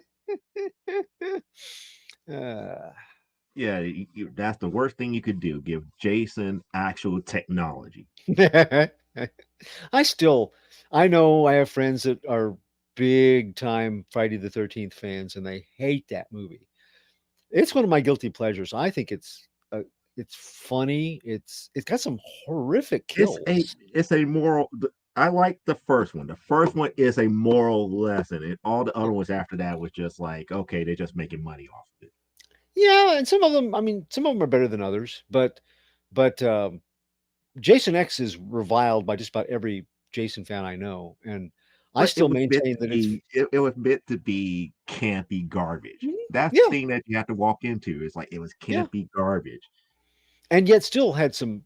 Well, the liquid nitrogen kill is horrible. Um, that does some really cool sci-fi type kills. You got a holodeck that they Uh-huh. try to use against it. I mean, it's got some clever gimmicks in it that I think are fun. And um, some of the cast is, I think the cast had a good time making it. You can tell that they enjoyed it, and that always on a horror movie, especially one that's kind of I consider it to be a kind of a tongue in cheek horror movie, but that means that if they're not having fun, you're definitely not going to have fun. And I think they were having a good time making it. So I don't know. See, that makes me want to go back and watch Saw: The Final Chapter because people keep forgetting that with Saw, Jigsaw, the original Jigsaw, left tape for every possible person that could take over. Mm-hmm. And that was the thing that was lost in the series after 4. Mm-hmm. That Jigsaw in his forward thinking eventually left something for each possible person that could pick up from where he left off. Mm-hmm. You could have a whole. I mean, that would be scary having a whole coven of jigsaws out there working together But and in concert. again, that was the Yeah. reason why he picked the name Jigsaw. He was Mhm. only one piece of the puzzle. One piece. Yeah. Yep. Yep. Yep. That's the reason why he kept trying to search for other people like him. Mm-hmm. That was the reason why he was up here. It's like, okay, you told me about all of this. Let's see if you could survive what I survived. Mm-hmm. And it took me years to realize his story and the way that he told it about how he survived cancer, and then after he survived it and everything and suffered all the loss and everything, and he tried to kill himself and tried to go through all the different suicides. It's like, no, he realized his purpose. It's like, I was meant to survive this, to Mm-hmm. help other people survive their worst. Mm-hmm. But it was so jaded that it Yeah. became what it was. Yeah. Yeah. It makes you wonder. It's like, okay, maybe I should not tell people too much stuff about myself because it can come back to bite me in the Mm-hmm. long run. Yep. Yep. Yep. Also, check all the dead bodies on the floor before you proceed with the mystery, because they may all they may not all actually be dead. That ending was so trippy Mm-hmm. because he did the one thing that he shouldn't have done, which was to cut his ankle. Mm-hmm. Mm-hmm. And when he did it, he started moving. He hit Jigsaw. It's like, oh, hopefully you saw the key that was in the tub, and it flashed back at how the key he woke up a certain way and very violent, and the stopper got pulled and the key went down the drain. Mm-hmm. If Mm-hmm. he would have stayed calm, he would have had the key. Eventually figured out that the key was there. Mm-hmm. The one thing about Jigsaw's puzzles was there was always a way to escape. Mm-hmm. That's why I like two so much, because the person that finally, like, throughout the whole thing they were talking about the one person who escaped his his game. Mm-hmm. It became about her in the second one because he thought she was the person to be a part of that bigger puzzle Right. until she messed up her game. Mm. And he's like, okay, fine, you messed up your game, now I got to retest you. And the Mm. whole end scene made so much sense because of that. That'd be a great position to be in. Survive Jigsaw one of his ordeals the first time, and then like, oh nope, time for your retest. What? That's like a nightmare DMV. Uh, Because again, at that point, it's like you're learning from him at that mm, point, and that's what she was doing. yeah, but And to find out in the way that she did, it's like, no, I'm retesting you all this time because of what you did over here. mm, mm, mm. It's like what you did over there. It's like it was a no-win situation. Why weren't you not thinking about this, and this? Right, right. And when that knowledge bomb dropped on her, she was like, "What?" And then when he dropped the other shoe, which was the identity of the people that were in the room with them, Mm-hmm. Mm-hmm. I was like, "Wow!"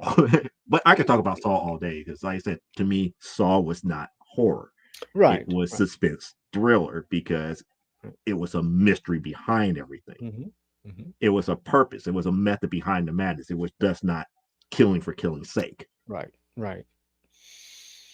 Mm. I don't know. Maybe I'm just not one for monster movies. I just more for the morbid curiosities of the world. you know. Well, that and those take the form of horror sometimes. I mean, Mhm. so I was kind of when I was a little kid, um, all of the Aurora model kits were out there, you know, eventually glowing in the dark at me, where trying to get me to build them, and the monsters were on TV, and the Adams Family, they were on TV, and all of the shock packages were still playing in syndication around the country of all the classic Universal monsters, and in fact, the Gill Man really over the course of the years, I have liked all of the Universal monsters, but the Gilman, I probably got more stuff. In fact, um, my friend Brad Moore did one of my favorite prints of the creature. I wore Mhm. my creature shirt tonight, and then I got one of my favorite modern Migos that I managed to get was the black and white cinematic Oh creature from yeah. the Black Lagoon. Uh-huh. I've got him back here with my classic Doctor Evil from the Captain Action lineup because he's about the most monstrous action figure I've ever seen. So, uh, I came close to buying some Captain Action comics recently. I came across some, but I decided not to. Yep, there he is. yeah, with the exposed brain. And Uh-huh. I mean, if you're going to have a action figure who's the epitome of evil for your action figure hero, this is not a bad way to go. Uh-huh.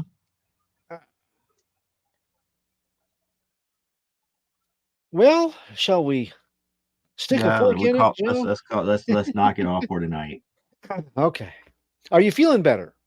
Oh, I'm not exhausted, but I'm not up under the whole sinuses type deal. Even How's the though it weather? rained yesterday, Uh, I'm okay. how's the temps up there? Right now, I think it's 60 something degrees, but it's supposed to be close to 70 this weekend. Ooh, okay. It was 29 this morning when I got up Yeah, down it's here. cold. It getting cold. Nights are like 32 degrees now. Yeah, yeah, But it's weird. It's like 32, 32, 60 something. yeah, Go back yeah. It down to goes. 30. Come Yeah. back up 70. It's like After today, that was the first time it actually got below freezing. So after today, we should see all the leaves finish turning and everything. That'll be nice to no more mowing the lawn. Yay! no, I still got to mow the lawn again this weekend. one The one more before only the the season. only other thing that's weird is that we were forced to turn on the furnace Ah, yeah. because of the deep dip in the temperature overnight. Hmm. It's like we're so used to like nights being close to like 40 something degrees, and when it starts hitting like 30, 36, 34, 32. Hmm. And then some areas, at least in the suburbs, the western suburbs, was Hmm. getting into the 20s. And it's like, yeah, this is Furnace power on.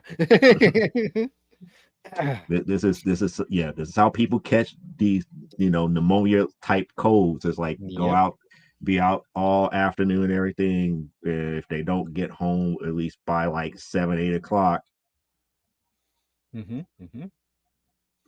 got nothing good coming to you other than cold weather. Hmm.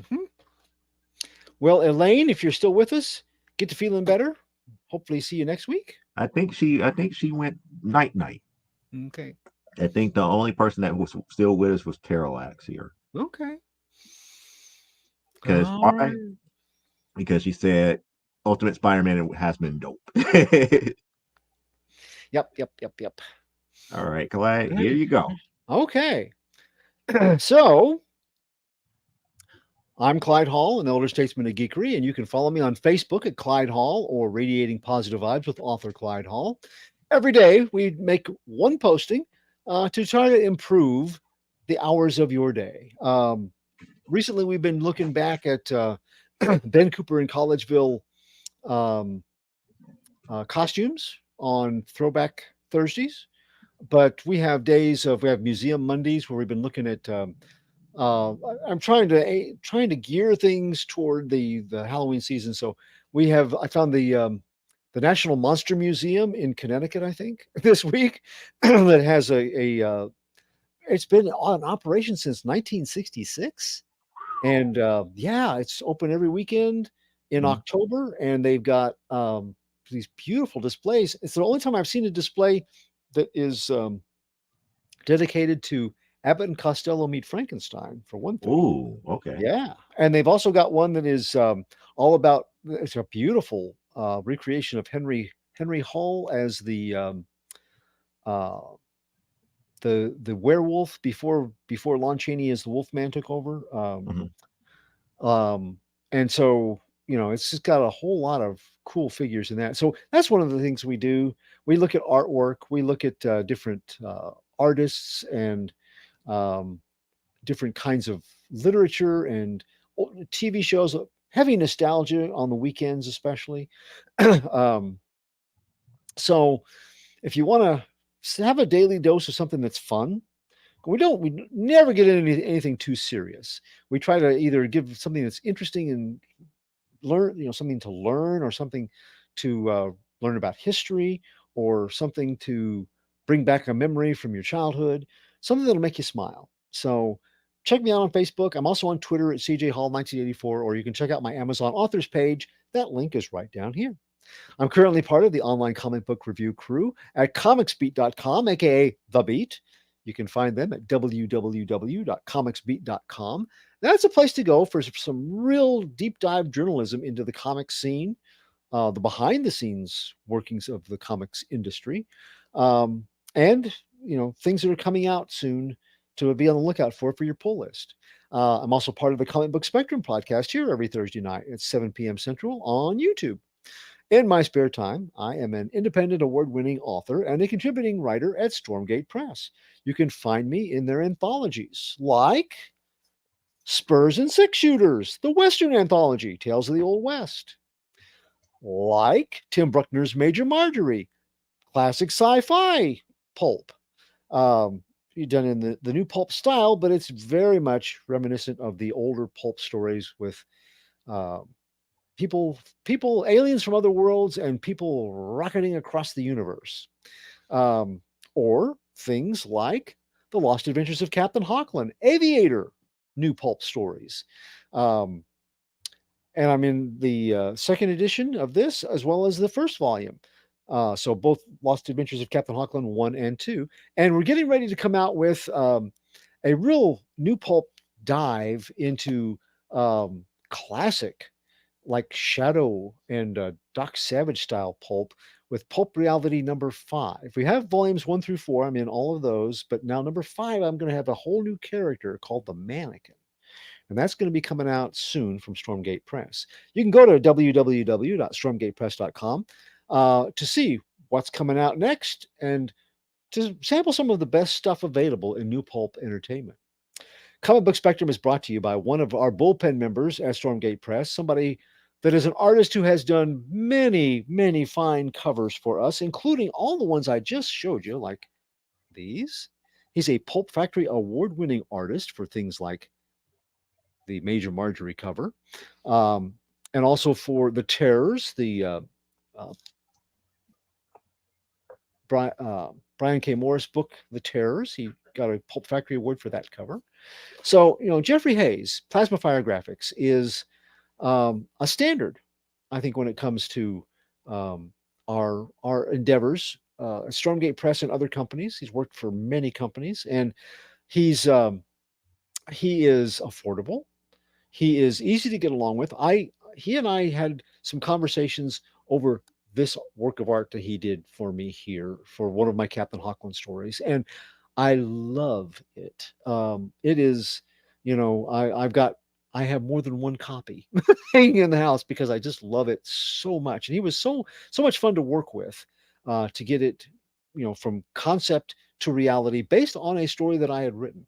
If you are looking for somebody to be a partner in that kind of script and illustration, that will, and not only illustration, but illustrations that will bring people to your table at shows, Jeffrey Hayes is the man you need to talk to.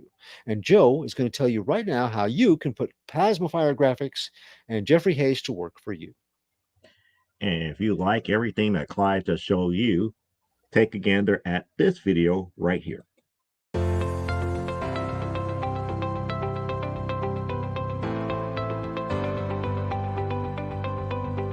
You've worked hard and written a great book.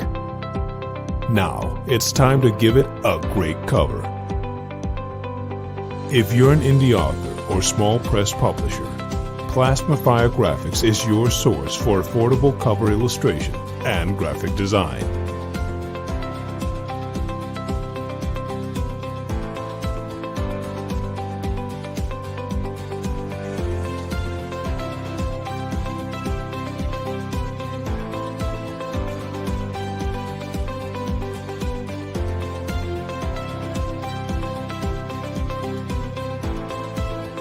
Plasma Fire Graphics, when the look of your book matters to you.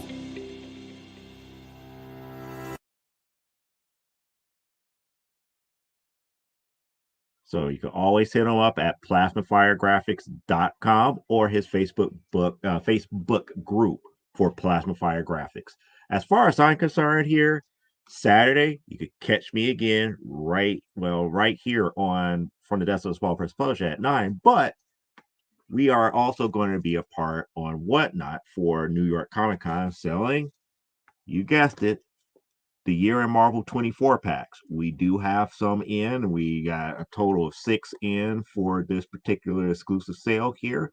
And that happens Saturday at 5 p.m. on Whatnot. So if you're wanting one of these packs here, and now this is the box that it comes in, and each box has 3 packs up in it. So we'll be selling individual packs here. We did not get enough of these boxes to sell unsealed boxes here. So we're going to open up the 2 boxes that I have to sell all 6 packs here. So if you want one of these packs, and each pack has 3 comics up in it, you have a chance at ultra rare foils of classic books such as Ultimate Spider-Man, Deadpool, a Doom cover, and a Wolverine Deadpool. So there's 4 different types of comic book number ones, variant titles, not should say variant covers of those titles here, all in foil, and there is going to be a ultra limited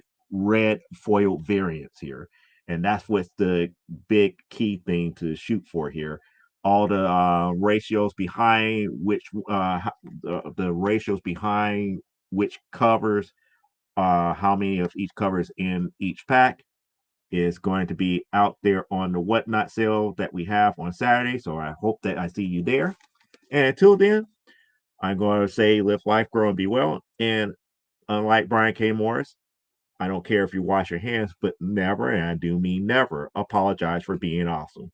I'll catch you here next time, right here, 7 p.m. Central, for another episode of Comic Book Spectrum. Have a good evening, and for some, I will see you Saturday.